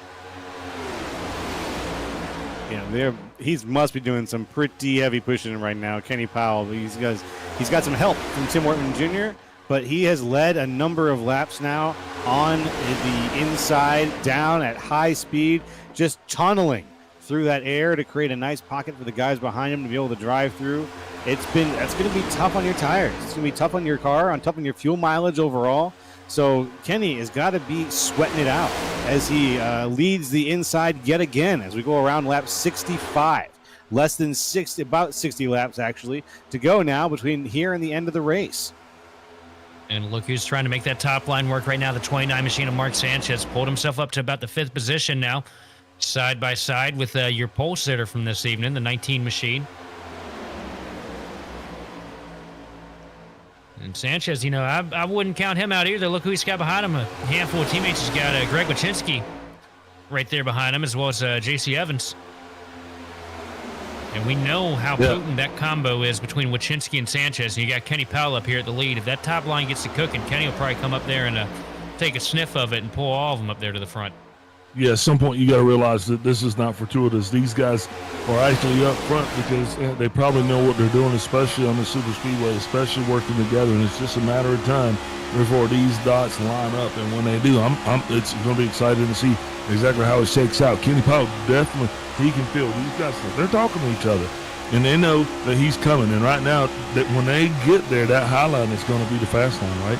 And that's when I think Kenny is going to say, hey, I'm with these guys up top. I'm going up and sit up here in the bleachers with the cool kids. That's where the seniors sit, right? That is where the seniors sit. That's a good way to put it. The seniors table, the cool kids table. They got a little squirrely up there up top, though, and it really broke the momentum. It's going to give the advantage to the inside line here as we work ourselves through 1 and 2 down the back straightaway. Every weakness exploited. Every single one will be taken advantage of in this kind of situation where we've got hyper-vigilant drivers who are looking out left and right on their heads on a swivel to try to see what the action's like around them as they're coming around this track. So every little bit will count. Any little misstep will be multiplied. Look at this. Wortman can feel the pressure from that outside line breathing on his back. starting to try and set up some kind of a move with his teammate here in the 12 machine of Nick King. Because these two want to be at the point of this thing. They've proven that that's where they want to be all night. Now they have an opportunity, possibly lining up. If that outside line get a charge, and here they go, trying to taper that nose out a little bit. Was it just a peak to cool the temps? No. Wortman going to try and leave the 24 machine of Kenny Powell out to dry. But he's going to duck back in. Yeah, probably a good idea. Yeah, right now he's just sniffing. He's trying to see if he can find that run that him and Nick can use to overtake that 24 machine and get to the top and try and get that momentum off the 29 machine of Sanchez. Speaking of folks who are sniffing around and looking for something in this moment, Mark Sanchez, your current leader on the outside line, looks like he's trying to figure out how much energy he can squeeze out of this line. But I think he's also looking for a spot to potentially get down. Now, Mark Sanchez hasn't been one to put himself in the middle of a pack intentionally. He's usually tried to lead the packs, it seems like, during tonight's race. So I wouldn't look to him to dive down to the inside just because there's room to do it. Also got another one moving up to the top now, the 19 machine of Hohen. Gonna get up there and try and get a push off the 29 of Sanchez, get himself shot back up to where he started the evening off. And I think at this point, guys, it's just a matter of the wrong order.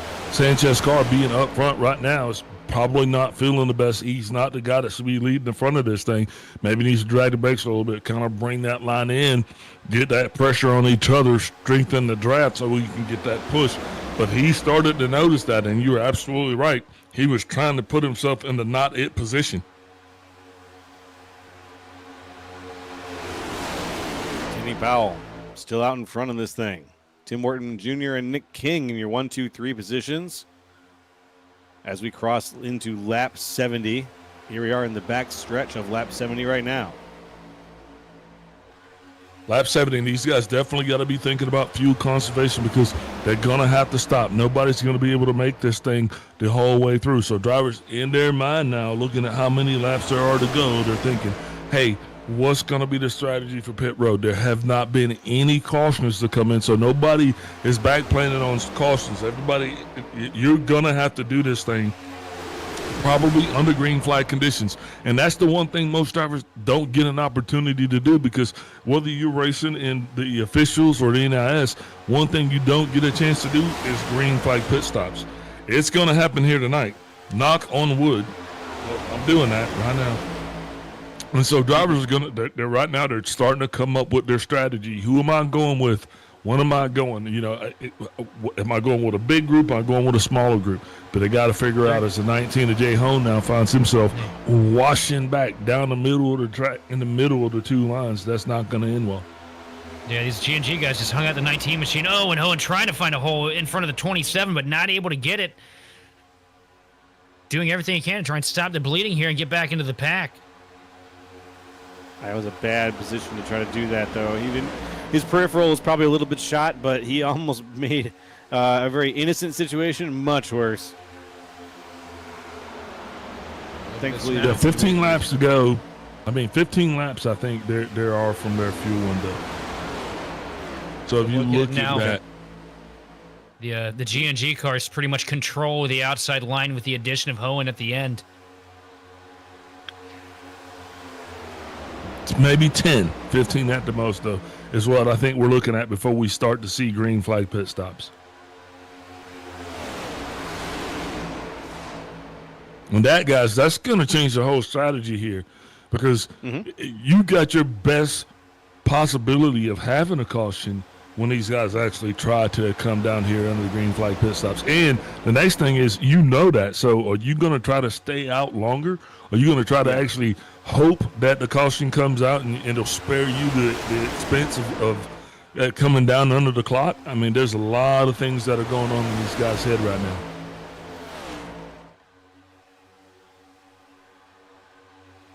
Yeah, I'm trying to think to myself, like, if I was down there right now, what would be going through my head? If I was Kenny Powell, if I was Mark Sanchez on the outside line, what kind of thoughts would I be having? And honestly, I would just be so worried about just keeping it straight and not letting the influence of the cars behind me really dictate or throw me off balance, throw me off my rhythm, because that's going to equal death. if I lose what rhythm I've got, and I start to not jive with the guy beneath me there, who's on the inside, like it's just not going to work out. I'm not going to have a good time. So Yeah, the thing that in this case, you got to find that groove. If you're up there at the front and you're on a winless drought and you're leading here at Talladega midway through the race, you got somebody pushing your back bumper off. The only thing that you're doing is you're bracing yourself. You're bracing yourself for the heartbreak. You're bracing yourself for, what's going to happen. What's next? It's too easy, right? Like, I think you're we're in all your saying head the same thing. the whole damn time. Sweating You know who bullets. you're looking for? You know who you're looking out for? That guy. And that's who we're trying to find right now. We're looking for that guy, but he is in there amongst them. And he is going to show his head, and then we'll have the footage to see what he did. But until they identify who that guy is and put distance between them and themselves, everybody's at risk. It's like an Easter egg hunt for a bonehead. Who's going to be that guy? Right now, that guy's looking like the 29 No, machine they're Sanchez identity. does. He gets a huge run on the outside line with a lot of help from his G&G teammates. They're going to leave Kenny Powell out to dry there on the bottom. Well, about a 3-4 car separation almost coming into 3, but everybody getting bunched back up as the inside line just doing a better job at staying formed together, building the momentum between those cars, keeping that energy up.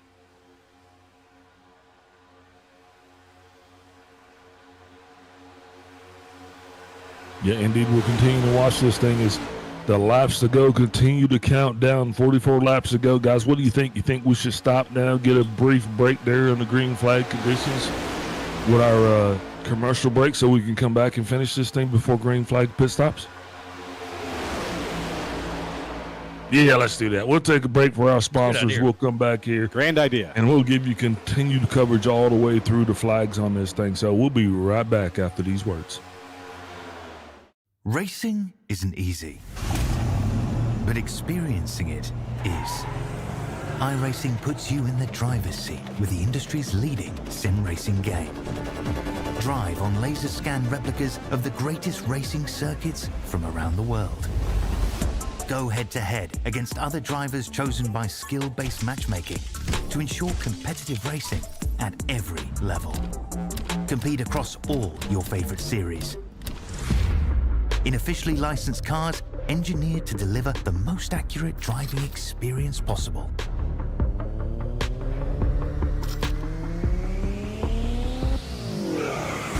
Join a race or host your own with players from across the globe. Race against the computer or in a league with friends. Feel the thrill behind the wheel. Visit iRacing.com.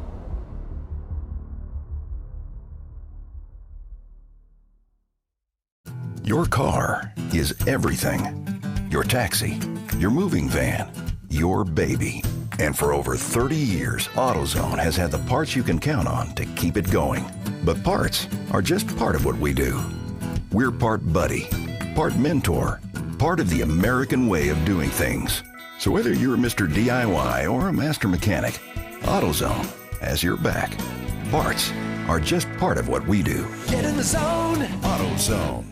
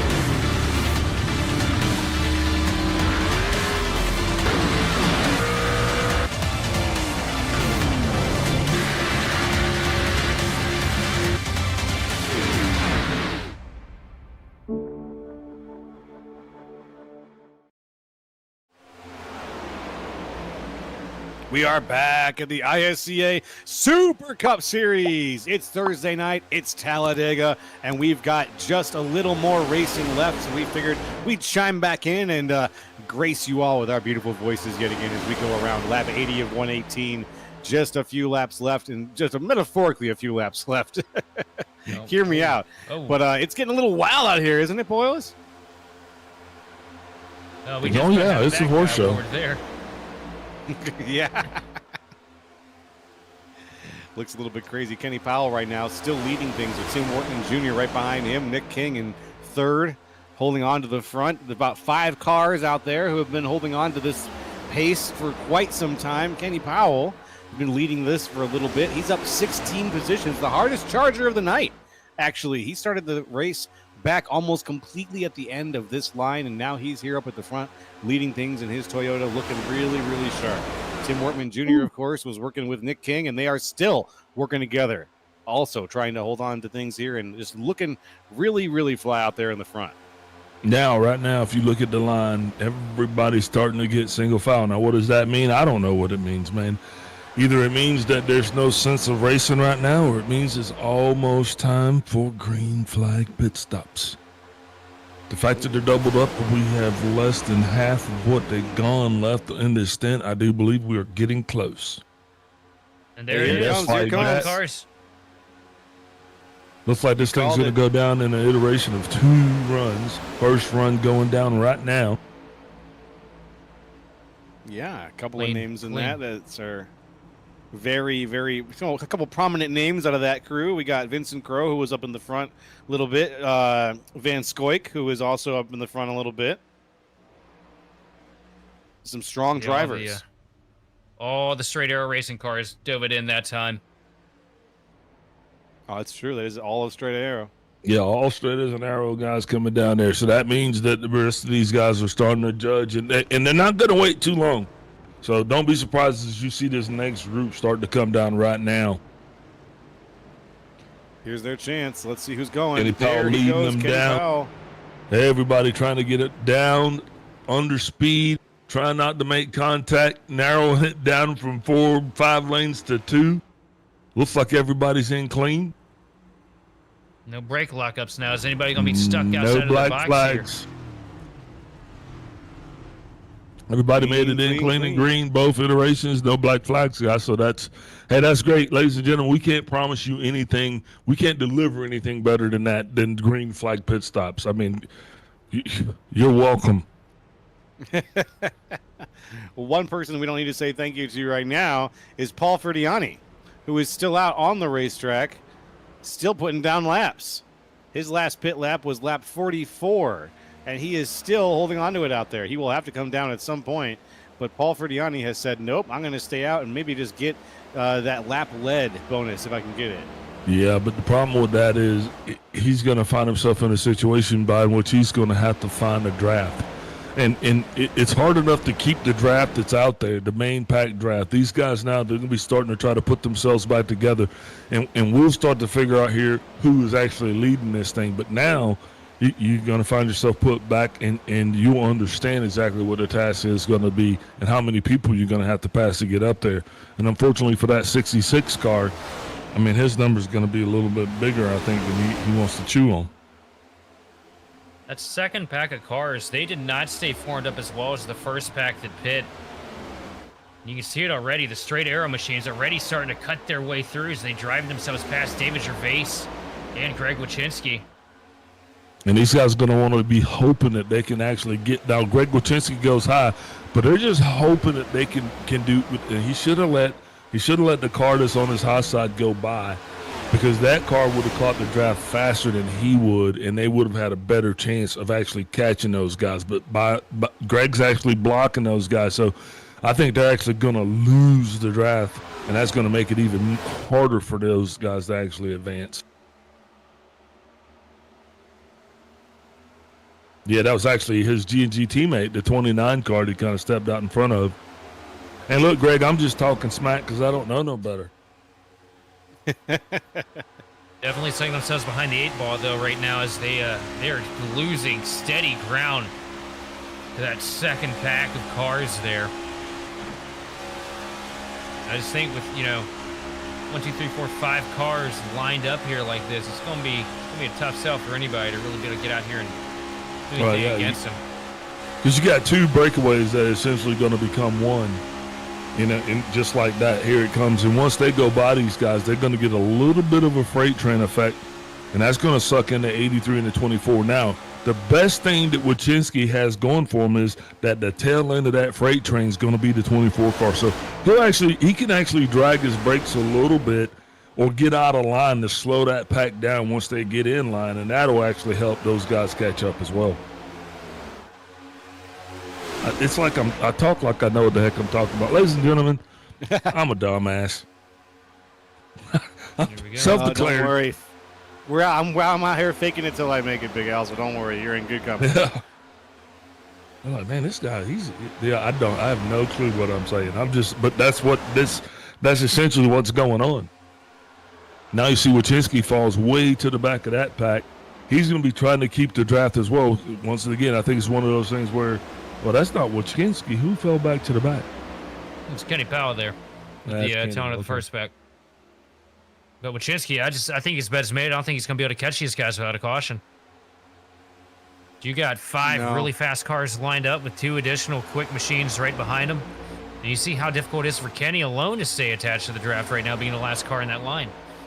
Yeah, and I think Kenny's, if anything, he is trying to slow down that pack, kind of just putting as much wind on him as possible, because that's the only way his teammates are going to have a chance to get up here to help him win this thing. That's right. And we're on lap 87 right now, folks, of 118. About 30 laps to go here in tonight's race. Yeah, 32 laps. And, man, we should do what they really do at the real Talladega. We should, throw a caution for debris. I thought I saw a chicken bone on the backstretch over there. You really want to see this. You want to see this line squeeze back together, don't you? And have more competition. Well, I'm just saying that's what happens in real life. They'll bring it together just so we'll have more calamity. Well, I got to remember to throw my chicken bones onto the road at Talladega if I want to see things scrunch up. Then I wonder if a fan figured that out. If they just do that intentionally, it's like this is getting too spread out. Let's throw a chicken bone onto the road and see if they call a yellow. So here's a question for you, Al. I take it you've been to the Speedway plenty of times in your past, right? A couple. What's the craziest thing you've seen there in person? Infield included. Infield included, brother. This is family television. You know what? I'll tell you the strangest thing that I saw when I was there was a black man in the infield at Talladega, and that was myself. And from the look of everybody that I met, it was the strangest thing they'd seen too. That's amazing. Well, you just adding a little bit of variety to the local flavor. That's all. Yeah, definitely. And that is what we appreciate about you. Hey man, I can't do nothing. All I know how to be is honest. Hell yeah. Well, hopefully someday I'll be down in there with you, and then it'll be 1.5 times darker than it usually is. Jesus. Right now, Vincent Crowe, though, leading things out with Sean Signor out in front. These guys, Charles Van Scoik, Jeremy Clapper-Newell, flip that order. Clapper-Newell in third, Van Scoik in fourth, Jerry Walters in fifth. These guys out front have got things very well locked up here as we're about to come around lap 90. And we are within sight of the triple digits right now, folks. Thanks for joining us here on the ISCA Super Cup Series. If you're enjoying what you're seeing, be sure to hit that like button. Show us some appreciation. Comment, hit us up in the chat. Let us know who you think might take things away here in the last couple of laps of this race. We love hearing from you. So the more engagement we get, the more excited we get. And we'd love hearing from you, like I said. So reach out. Got a little sporty right there with that G&G crew.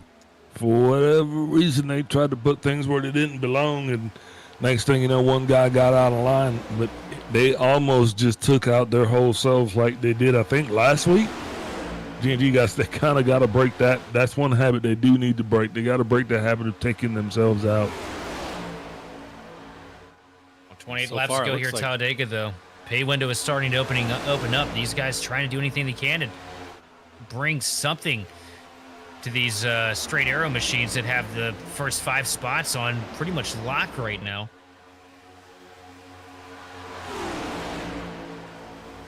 I'll tell you what, that's a miserable feeling. That's a miserable feeling as a driver, looking in front of you and seeing a bunch of team paints and know that you don't have one of them badges on your car. Yeah, man, it's the loneliest feeling ever in the world right there is being the odd man out. And that's one of the things we talked about with the keys to the race. We were talking about that dance partner. And so when you start this thing, you started with a guy that you know you could bring. But guys, this is far from over, because with 28 laps to go at Talladega, we're not even beginning to scratch the surface on the calamity that could occur at this place. Because guys are starting to feel desperate now. And when desperate times calls for desperate measures, and some of those measures are going to be mistakes. I can tell you all about that. Now, I know that in this case... Oh, go on. I'll tell you, though, we made it 92 laps. These guys have kept the fenders on it every single second. Yeah. All it takes that guy's still down there, though, Sheldon. That guy is still down there. Also, there's 2 guys that have lost this first pack a little bit here. Yeah, I see that here. I think that would be Kenny Powell and Jerry Walters. You know, and you got to wonder, did Kenny really lose it? Is Kenny going to lose that pack? He's going to lose it, but is it going to be intentional? Because at some point, you know, he's got to ask himself, am I going to be up here with these guys, or do I need to try to at least go back and lend a thumb? Because if he were to just come back a little bit where he could still fill that draft, that would help those guys actually possibly catch the draft. I'll tell you, as finicky as the draft model is on the Gen 7 Cup car, I just don't think that there's an opportunity for Kenny to go back there and try to pick them guys up and bring them back. Because, you know, they've got more cars in that pack behind than this front pack has. But these guys up front, they're just so efficient. They've got the cars. All of them have fast cars. Run the same equipment between all 5 of them. And they just have a good feel for it. They've done a great job staying in line together. Once these guys drove past that first pack, when they were disorganized leaving pit road, you could basically count them out for the rest of the race because of how much momentum they had built up and how much of a gap they could build. It just makes it impossible if you're in that trailing pack to catch back. And that's what we talked about. That's why I said you drive, pit, you know, you drive for show, but you pit for dough. And the deficit that these guys are facing right now was all created on pit road. If you saw when we went into pit strategy, we were together. We were 2 by 2, then we went single file. Now we got 2 distinctive packs, and that's all a result of what happened and what occurred on pit road. That's the pit for dough part. All right. There's That's your insightful. And there's your pole sitter right now about to fall into the clutches of your lead pack. Yep. Is that Randy? Who's that? Our pole sitter That's was Randy Drummond. Randy Drummond. Oh, sorry. I got my that's Jay Hone. yellow cars mixed up. That's Jay Hone. Never mind. That's okay. That's all right. We do have some. And he's going to be trying to suck in behind these guys. But man, when that draft goes by you, it's like you can feel your soul leave your body, because you got about that much of a chance of catching it. It's just the most miserable feeling. And when you lose the draft and you find yourself out here running around the track by yourself, like the 20, latch on. Yeah. It's hard, man. I feel like you're grasping at smoke at that point, just trying to hold on to something solid, and it's just going right between your fingers. And it's amazing how much faster that draft is. So this time it looks like he's going to kind of stay low and force these guys to go high, because he's hoping that this is a better shot, because now he only has to go high and he can hopefully even catch their draft off the wall. And there's nothing wrong with what he's doing. You know, if you're the slower car, you do not have to go high for these guys. You don't have to move. You can stay right there where you want to. It's a courtesy. But this guy right here, he's fighting for his life, guys. If he doesn't keep up with these guys, he is going to be back there by himself, and he'll be as lost as last year's Easter eggs. You see the difference, though? Now, because he forced that line to go high, he was actually able to force that draft into the wall, and then it actually was able to pull him right back up into there. These And a other lot of guys little- stay being a little more cordial. Up against the wall here through 1 and 2. The 20 machine and I think it's a 68. Could be 66. Very nice. 66. There we go. Very nice of them. And we saw a lot of little micro bumps, little micro pushes right there from Sean Senor. Oh, open the wall, Kenny. Ball Hard hard into the wall. contact. That right there didn't do anybody any good. What it did do is probably broke that right connector rod for Kenny Powell. That's going to suck. We're going to be, look, any damage here on the super speedway is not going to be good. And that was a result of that air. That air just caused him to get a little bit. Well, he's on that double yellow. You don't want to be down there, especially if you've been drinking. Watch out, Kenny. Oh no, just as simple as his buddy come right up on him. Who's that came up? He got what was it? Right hooked just a little bit. Yeah, who's that throwing the block? Contact. All right, Was that man. That was a little bit of contact with the right rear though? Because it looked like it could have been a net code deal between the two. It looked like he kind of just rolled up to block Kenny, is what it looked like. I'll tell you what, he. I mean, I'm not here to be. I am here to be 2 weeks. controversial though, a little bit. He blocked him about 2 weeks too late if he was trying to block him there. Yeah, I was gonna say, you sending it at that point for a block? You were just assuming there's someone there. You're not checking. Yeah, that was an Internet Explorer block if I've ever seen, but that pulls 2 fast cars out of this front pack. Yeah, man, that opens sucks the for door Kenny up. too, because although he's not showing any damage that needs to be fixed, it's definitely gonna probably end his chances of being on the podium for this thing. I will say though, with 10 laps to go and a reduced strength of field here for this front pack, what's that going to do for these guys trailing? This really opens the door for a guy like Greg Wyszynski to be able to latch back on if he can get the help he needs. He's got Sanchez pushing him.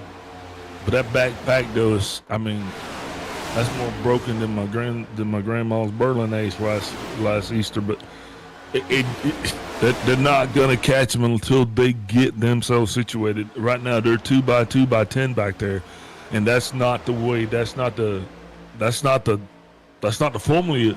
That's not the formula that you need if you're going to try to reel these guys in. You need to be as straight as possible in a single line, not staggered, split, and staggered. I could say this, Wyszynski 1/10 quicker that lap than Tim Wortman. Lap before, 0.2 of a second quicker. They're catching, albeit slow, but once they latch onto that draft, it's going to be like a rocket ship. Oh no, Wyszynski gets turned down to the apron. See? We're still green. You start talking to somebody, go ahead and spill the dang gravy on grandma's skirt. Your grandma is going through one hell of a time, ain't she? I love her though. Miss my grandma. Yeah, me too, brother. And here we are looking at it right now. Sanchez trying to lock bumpers with Wyszynski. And just a little off center. Wyszynski, a good save. Sanchez, a good job not hooking him all the way around. But that right there, you know, those 2-3 a lap that they've caught, throws that right out the window. Start from square one. And it looks like Drumhiller always is hope going for a caution. back. Yeah, right now these Drumhiller. guys are they're their own worst enemy. One on the fence. Still throwing each other into the wall. Jerry Walters up into the wall. That's going to slow him down. Jerry's had I don't know. He's riding a horse out there tonight. I don't know what's going on with him. He's riding that a guy. horse. That's funny. Yeah, the good thing though, he's not in a position. And look, I love Jerry. I love him like a play cousin, but he's not in a position to actually affect the race right now, which is good. But they're just struggling. They're having a hard time down there, and that just goes to show that you think you just come out here and hammer down and go, but it still takes racecraft to get around a super speedway. And you're seeing it happen right now because these guys, they're developing a strategy. They're starting to try to figure it out. Now, the best thing for the group up front for this breakaway of 5 is their majority teammates. So they're not going to be trying to hurt each other. But behind them, these guys right here, they're like, I don't know. It's like Fleet Week up front.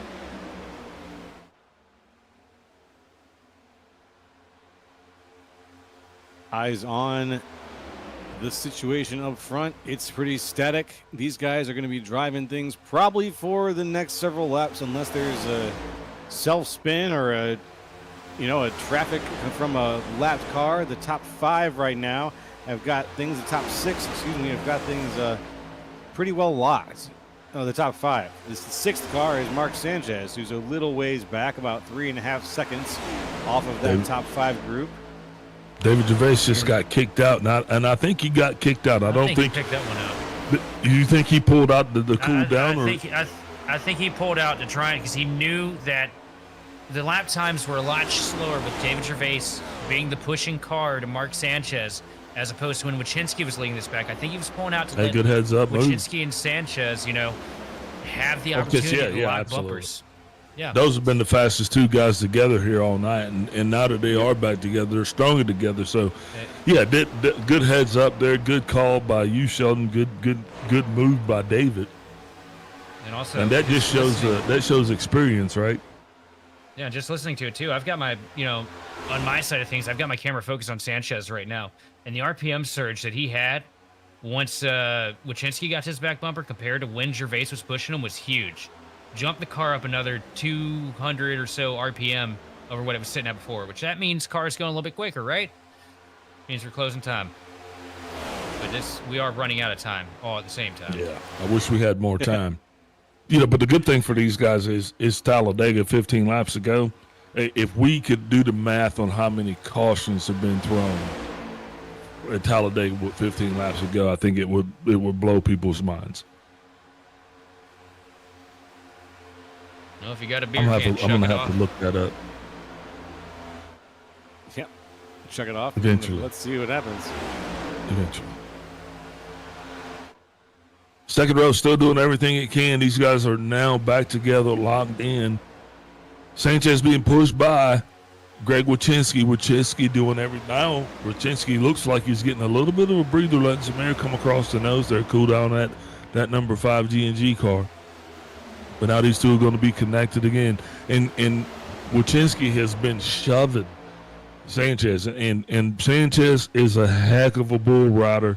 And Wyszynski is a heck of a pusher. I've seen a lot, but these two definitely go down as probably one of the best tandems that I've come across. And we've been reaping the rewards of that basically all evening as spectators. We've seen a couple of teams that have formed over the course of this evening, and a few established teams have also done really, really well. Straight Arrow all night long. Fantastic team. The Mark Sanchez, Greg Wyszynski team. Fantastic team. Nick King, who's teamed up with, was he with Tim Horton Jr.? Was that who he was paired up with for some of this evening? Yes. Yep, Nick I remember that was names. Working great. That was a good pairing as well. We've had some fantastic teams that have popped up over the course of this evening that have really made this track look like something that they just, I don't know, that they've practiced, that they've studied. It's always inspiring to see a great team work together. And even when it's just a team of 2 putting down numbers, as we've seen tonight. And the thing about Talladega is sometimes it's a tandem, sometimes it's a trio, sometimes it's a quad. It's never the same from season to season. It's not even the same because we run this track 2 times within the season. It's not even the same when we come back because we'll be back here in the fall. So it's one of those very finicky tracks where setups and rules have a lot of play on the cars. And they're going to go back and they're going to look and see how we ran this race, and if the cars were too, this is probably good for them, and they won't make many adjustments. The teams are going to be trying to make adjustments, though, because you got to try to make your brick faster than the brick beside you. 10th faster that time for Sanchez over Wortman at the tail end of the first pack.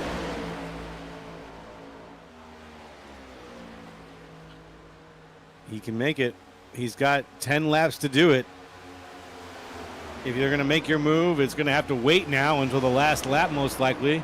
Because if you snap too early, you're going to snap all the energy out, and you're not going to have anything in the pocket for when you really need it. And that's coming up. Saying you can't be selfish at this point. You're going to have to be a team player.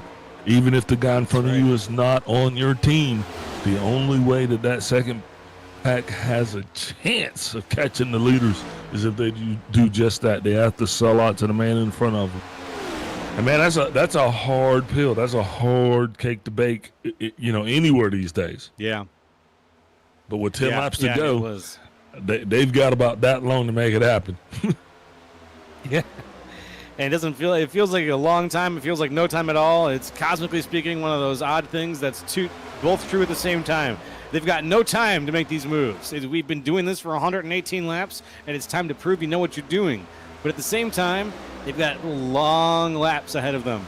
And with a long back stretch, with that tri-oval, there's a lot of positions for things to go wrong, lands to change, new ones to get written very quickly. So we'll have to see how things wrap up here within the last 9 laps, I believe, here at Talladega. And I'm going to take another stab at it. That we are probably the only league that has gone flag-to-flag caution-free here this week at Talladega. Because that right there is no small feat in itself, and these guys are going to be definitely doing everything they can to make that continue to happen. But that guy is still down there. Yeah, is he going to be able to show his teeth? Oh, I don't know. I sure hope not. I hope none of these guys are hoping that. I'm wondering that we saw in the first stage, all these straight arrow guys ducked out of the line to try and win the end of the second stage. When are they going to try and make their moves here at the end of the first stage, at the end of the race here? It's a lot more important here to get across the start-finish line than it would be for a stage. As we see the 20 machine diving down pit road here, a little bit of a late pull in. Not sure what that's about. That second pack is starting to catch some lap traffic. That might help him out a little bit. Well, that's Paul AutoZone. Paul's another. It's too late. Yeah, Paul's another driver that's struggled to keep the draft here tonight. It's like Paul's trying to get clean and everybody knows it, so they're all going to leave him while they go to the bar. But Kenny's that one friend saying, "No, come on, we're going drinking." Paul's like, "No, I don't want to drink." Sorry about that, folks. But as we bring this thing down to the end, I'm going to answer your question, Joe, and I think the answer to that question is going to be coming out of turn 4. That gap between that little straight there and the start-finish line. That's when that battle's going to happen, and it's not going to do anybody any good because at that point the white flag's already out. So I don't think you see a caution there. I just think you see the checkered flag come out. So unless this second pack gets really, really sporty and go all or nothing for 10th place, I think this thing ends under green. It's also something we haven't talked about really tonight. The start-finish line here at Talladega, quarter mile, moved down the track, downward from the front straightaway, or down from the center of the tri-oval, from what we'd see at Daytona when we go there, which opens the opportunity for a lot of photo finishes and a lot of chaotic finishes at that. So why did they move the start-finish line again? Because they made a conscious effort. Seats, wasn't it? They made a conscious effort to move the start-finish line at Talladega, and I don't think. I think they moved it right to where the wrecks are. There we go. I always figured it was to sell seats. Right, sell seats. Because I'll tell you one thing. If there's one thing Bill France knew was how to get butts in seats when it came to these tracks. The whole reason why Daytona had the D shape as opposed to more of a traditional oval at that distance was because you could put more seating in the front straightaway and sell it. I like it. An entrepreneur. Same but reason. with 5 laps to go. Like 5 laps to go, we hoping that these guys have made the right investments because at this point, who you've invested in, this is going to be your return of your investment. You know what I mean? And if you pick the wrong stock, Bitcoin or dividend, you're going to find yourself by yourself, and that's just not a good position to be in. These guys up front, we're going to find out a lot about them. How much are they into each other? Or how much are they into themselves? I didn't ask that question, Sheldon. You did. I'll tell you what, if you're Vincent Crowe, man, it's looking pretty good right now, but at the same time, it's probably the most nervous you've ever been because you know that you got a hungry pack of teammates right behind you, and each one of them wanting and deserving their own opportunity to be the man on top of the hardware. As we take the line to take 4 laps to go here at Talladega, a long race it's been. long, clean one at that. A lot of single file racing, a lot of 3-wide racing, and a lot of clean racing nonetheless. Yeah. So the odds of a caution here, slim to nothing. If I'm one of those guys in that second pack, I'm getting behind Paul Olsen, and Paul's going for the ride. Just at the right spot. That's gonna bring the caution out, and that's gonna get the band back together. That's what we need right now. Moving a little bit further in the pack, the 83 machine of Wortman trying to make something happen, gets side drafted, curbed though by the 00 machine of Van Schaik. And it's just gonna be so hard for him to get up there. Yeah, no way to get the momentum he needs on his own. Now the middle pack, the pack in the front has a slight break in it, but nothing too huge at this point. Definitely still workable. Vincent Crowe, though, out in front, lap 116, lap 118. Just 3 laps to go overall in tonight's race. Down the back straightaway, the straight arrow racing machines all on a line. Straight line at that. Pushing Vincent Crowe here to the front of this race tonight. They've pretty much had it dominated since the first round of pit stops. And they've done everything they have to do. Shades of Stewart-Haas racing here at Talladega from these guys. That back row, though, that second pack there is starting to break up. Everybody's starting to fend for themselves, and that is not good. That's going to greatly increase our chance of maybe a caution, but that's going to decrease their chance of catching the lead pack with 2 laps to go. 2 laps to go here on the ISCA Super Cup Series. Looking forward to this big finish here. There's a lot of tension in the air and on the track. Out of turn 2, if you're going to make your move, you better be getting ready to make it now. You got to be planning here. 2 laps to go. 1.5 laps now at this point. So look at a little bit of the chaos a little bit further in the back, but focus our eyes back up here towards the front because Vincent Crowe's trying to get this thing to the white flag to make it official. And that around start-finish down. line. Start-finish line probably feels like it's about 2 miles away from Vincent Crowe as he works his way through the Geico restart zone to the start-finish line here. Final time, white flag in the air here at Talladega. And it feels like it's going to be a mile away. It is. It's 2.5 miles away, actually, I think. But it's a lot. It's going to be 1 last lap. 2.6. Thank you. 1 last lap to go. Oh, here he comes to the outside. Take it here comes home. Sean Signor. Vincent Crowe stuck down on the bottom with only 1 car to push him. The 49 machine of Clapper Newell. Sean Signor getting a huge push from the 00 Van Schaik as they come into turn 3. But here comes Wortman trying to make something happen on the outside. Not able to have it, though. Getting hung out to dry here is Vincent Crowe trying to make something happen a little bit further in the back. The 00 is going to look high. Now he's going to look back low, trying to fake him out. Here comes Vincent Crowe, and he's going to turn the 00 around. And that's basically going to hand this thing over to the 7 machine of Sean Signor as he works through the trial for the final time. Checkered flag in the air. Sean Signor wins at Talladega. Man, we just lost a lot of cars there on the backstretch, guys. It might not have been a big one, but I'm hoping all those drivers were okay back there. Yeah, that's a lot of spinning, a lot of smoke, some smash ups. We got J.C. Evans smashed up. Now another couple of names I see smashed up. Oh my goodness. What a finish. We made it though, didn't we, boys? 118 laps of green flag racing at Talladega in the Cup Series. Here is the unofficial results. Let's break it down. Sean Signor wins it. First place. Second will go to Jeremy Clapper Newell. Third will be Vincent Crowe. Fourth, Tim Wortman Jr. Fifth, Greg Wyszynski. Sixth, Nick King. Seventh, Richard Kleinman. Eighth, Randy Drumhiller. Ninth, David Gervais. And 10th, Kenny Powell. That's going to put J.C. Evans in 11th, Mark Sanchez in 12th, Charles Van Scoik. In 13th, Paul Olsen in 14th. Jay Walters comes across in 15th with Paul Ferdiani in 16th. 17th is Jay Honey. Chuck Burley in 18th. 19th place, Derek Jacobs. And that rounds out the 20-car field. With that done, burnouts in place. We're going to go ahead and take our last break. One more word from our sponsors.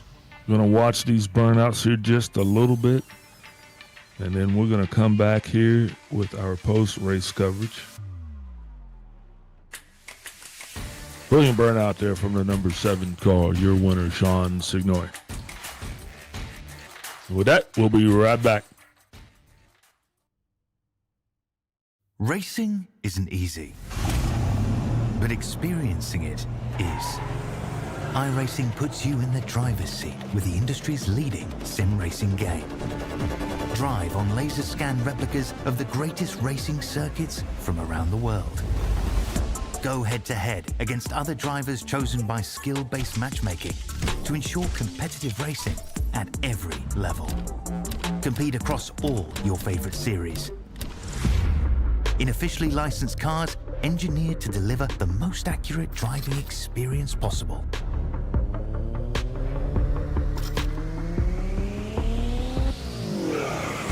Join a race or host your own with players from across the globe. Race against the computer or in a league with friends. Feel the thrill behind the wheel. Visit iRacing.com.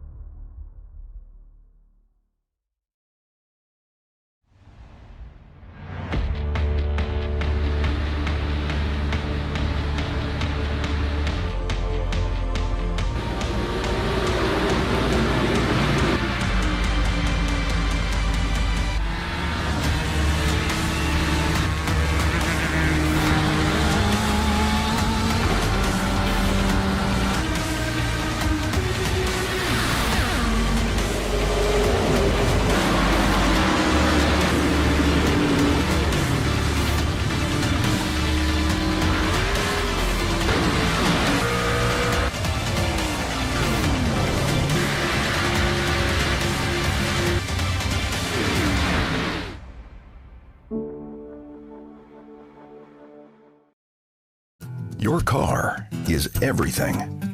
Your taxi, your moving van, your baby.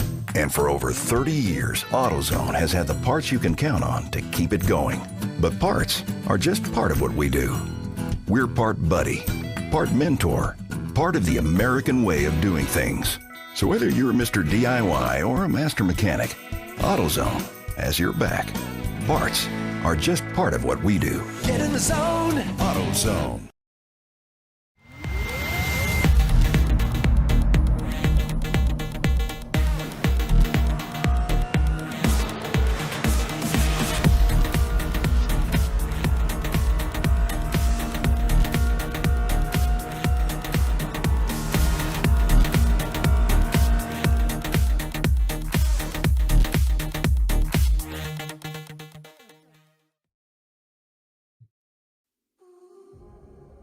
Welcome back, folks, to the ISCA Super Cup Series post-show. I'm going to pass it over to Sheldon Atkins, who is going to speak with our third-place finisher, Vincent Crowe. Go ahead and take it away, Sheldon. Yeah, sitting here alongside the horse-haired bandit, Vincent Crowe, third-place finish. Man, look, man, you guys, when I saw how many cars you were bringing to the show tonight, I had a good feeling how this thing was going to work out, and you guys executed from start to finish and make sure that you were all scrapped up there at the end. How proud does it make you, man, just to know that you guys had this thing on lock pretty much before we even rolled off the grid? You know, as a team owner, everyone I brought in, I had a lot of trust in. I know that Sean's a really good driver. I see that Chuck's a really good driver.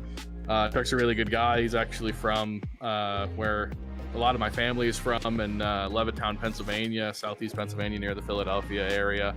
You know, those guys were added on as the season went along. And then, of course, Jeremy and Bacon, who started the season with me. Like, I believe in those guys. I think they're really good. I think we've had a lot of bad luck. You know, if you look back at our plate racing ability, Daytona, we were up front most of that race, got stage points in all the stages. All of the cars were really strong. And then you look at Atlanta, you know, I finished second in both stages. Again, most of our team was up front outside of Jeremy, who somehow caught every incident at both those races, entering pit lane somehow. You know, so I knew we had it in us. I hate that it took to this week to figure that out, but I'm just really, really proud of this team and proud of the, you know, the Straight Arrow Racing family, Mane and Tail, Cowboy Magic, Boss Hoss. Well, man, you guys definitely unloaded well this week. Put on your best impression of 2018 Stewart Haas Racing, and I'm sure it's a great feeling. A lot of shakeups happening in the league right now. How are your feelings about the prospects moving forward through the season? I feel like we have at least 2 or 3 guys who should be able to make the playoffs on points without an issue. We have a couple more guys I think who can win a race without an issue. So that puts us at 5 out of the 16 potential playoff cars. I don't think that's going to be hard for us to accomplish. But I can't say enough about how proud I am of this team, and I can't say enough how sorry I am about what happened to Chuck there. I haven't seen the replay. I don't know if I got into him. I thought Sean and Chuck were gonna run middle because they passed me middle, and then I told Jeremy, I'm like, Jeremy, stay on me. Jeremy, stay on me. I'm gonna if they move, I need you on me to push them, me past them, and they moved back to middle, and then I just kept my nose where I had it, and if I felt like maybe he came across my nose, but that doesn't excuse wrecking a teammate coming to the line. We were about to finish 1, 2, 3, 4, so I'm really sorry about that happening, but. One more shout out, my wife, our 1-year anniversary is tonight, and she said, yeah, I guess you could race. Well, dude, congrats on the anniversary, and congrats on the podium lockup here for the team. Looking forward to seeing what you guys bring in here next week, and have yourself a good night, man. Yep, thank you. All right, I'm going to hand this thing over to Big Al now with our second place interview with old Jeremy Clapper Newell. Hey, Jeremy Clapper Newell, Big Al up in the booth. You got me? Yes, sir. Hey, man, I'm going to tell you what, you definitely are our biggest mover here tonight, starting this thing all the way back in 16th position, bringing it home in P2, and you survived all 3 stages at Talladega with the green flag pit stop. How you feeling? Man, I'm feeling awesome. After Daytona and wrecking at Daytona and Atlanta, I'm thrilled to be finishing second. It seemed to be real racy down there. It seemed like you guys were mild-mannered. Did that actually play into your cards, or were you actually wanting to be a little bit more, a little bit more aggressive out there, maybe? No, I'll be honest with you. With 15 to go, I was just gonna ride behind my teammates. I didn't want to do anything that messed us up. So when you're in that situation and you're rolling with teammates like that, at some point though, did you ever consider like maybe, hey, I could put myself in a situation to win this thing? Did you guys talk about that as a team, saying, hey, once this thing comes down to it and we're in, we get past turn 4 on the last lap, it's a free for all. Good luck to everybody. Or were you guys in comms and you're going to keep a position all the way through the end? To be honest with you, I was probably just gonna stay where I was and finish where I was. I was not going. I had a feeling. That I was going to, but then I didn't want to mess up the finish. Is this how many times have you been on the podium so far this year? This is my first time. So this is your first time. Okay. So is this something that you are feeling that you're getting confidence for? Maybe something that you're going to try to do a little bit more and more? And do you feel that you have the teammates around you, the supporting cast, to actually give you the confidence to actually try a little bit more aggressively? Yeah. I want to be finishing up here. I think I have the speed and I have the teammates to finish up here every week. Well, Talladega was definitely a different racetrack, and you showed that you have the patience, the resilience, and the racecraft to actually come out here and do it. You did it through multiple stages and green flag pit stops. So my hat's off to you, brother. I mean, congratulations. And who you going to shout out to for your second place finish here overall tonight? I just want to thank all the partners on this race car and my family for putting up with my being loud. So I just want to thank Boss Hoss, Team Watson Racing, Icon, everyone on this car that make it possible to finish where I did tonight. Well, once again, congratulations. And as I always say, don't party too hard. And we'll see you next week, hopefully, on the podium. I'll see you next week. All right, back to you, Joe. Hey, thanks, Big Al. And I'm talking to Sean. I'm going to ask you, how do I pronounce your last name? I've never actually asked you directly. I'm glad we're getting to that. Yeah, Sean Signori. Signori. The E is pronounced. Yeah. Thank you very much. That's what I thought. No, that's perfect. Thank you so much. Again, as somebody whose last name has been butchered repeatedly throughout history, I have to just ask as opposed to continually butchering it. So, Signori, is that correct? Oh, yeah. Yeah. You know, people butcher my Brilliant. last name all the time. And they even butcher my first name, believe it or not. Well, okay. So it I didn't call you Scene, so I was yeah, at you least. call me that. My ears will perk up at that. That's how often I've been called that. Well, I'm glad we avoided that completely, Sean. But hey, congratulations tonight on your victory here at Talladega. How confident were you going into tonight's race about the situation here? This can be a scary place to go into. You know, I've always felt pretty confident at plate tracks. I don't know why, but it's always one of those places I've always been able to avoid the wrecks and get good finishes at. You know, and with 4 guys on your team, 5 guys on your team coming into this, you know, it gives you a little bit of a confidence boost knowing you got some people working with you, some people on your side.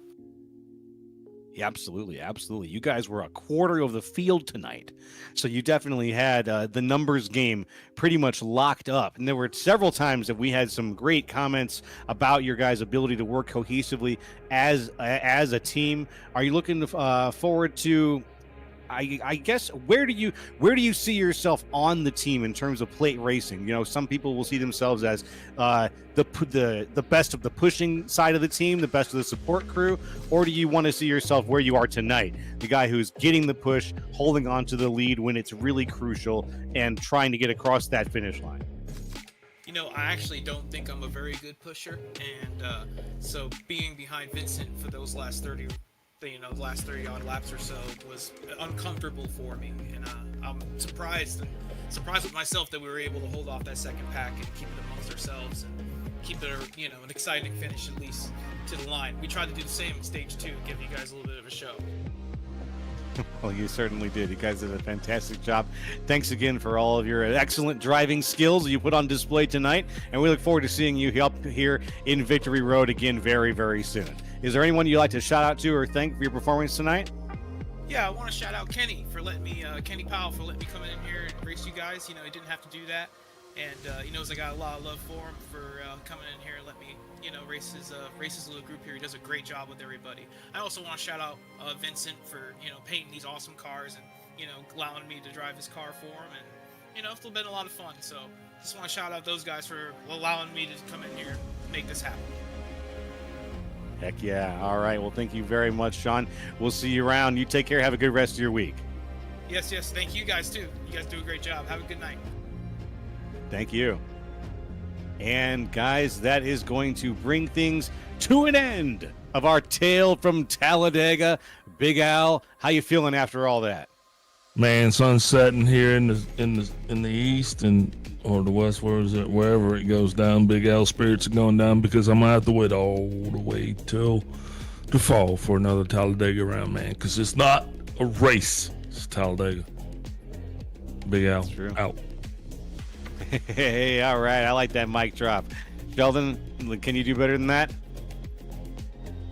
Probably not. It's pretty hard to follow Big Al. We've all learned that up here in the booth this season. Man is a character all his own, but I will say it's been an honor to sit up here in the booth and call another wonderful, incredible race from the ISCA series. These guys put on a great show every week, and man, I'm so grateful that Kenny Powell lets me come up here and talk with you guys, and look forward to calling next week because it's going to be interesting to see how things shake up with all the big changes happening, and I feel like Texas Motor Speedway would be a good place to put everything back right and put everybody back in the right direction. Well, that's what I like to hear, my friend. Well, thank you, and thank Big Al for all of your help up here in the booth. Thank you, Kobe, for pushing all the buttons and making it all work, sending the videos down the pipes to you. And thank you, viewers, for joining us here on the ISCA Super Cup Series Thursday nights. We will bring you some more racing next week. You go ahead and hit that like, subscribe bell so you don't miss it. We'll see you then. Take care and have a great rest of your week. Good night.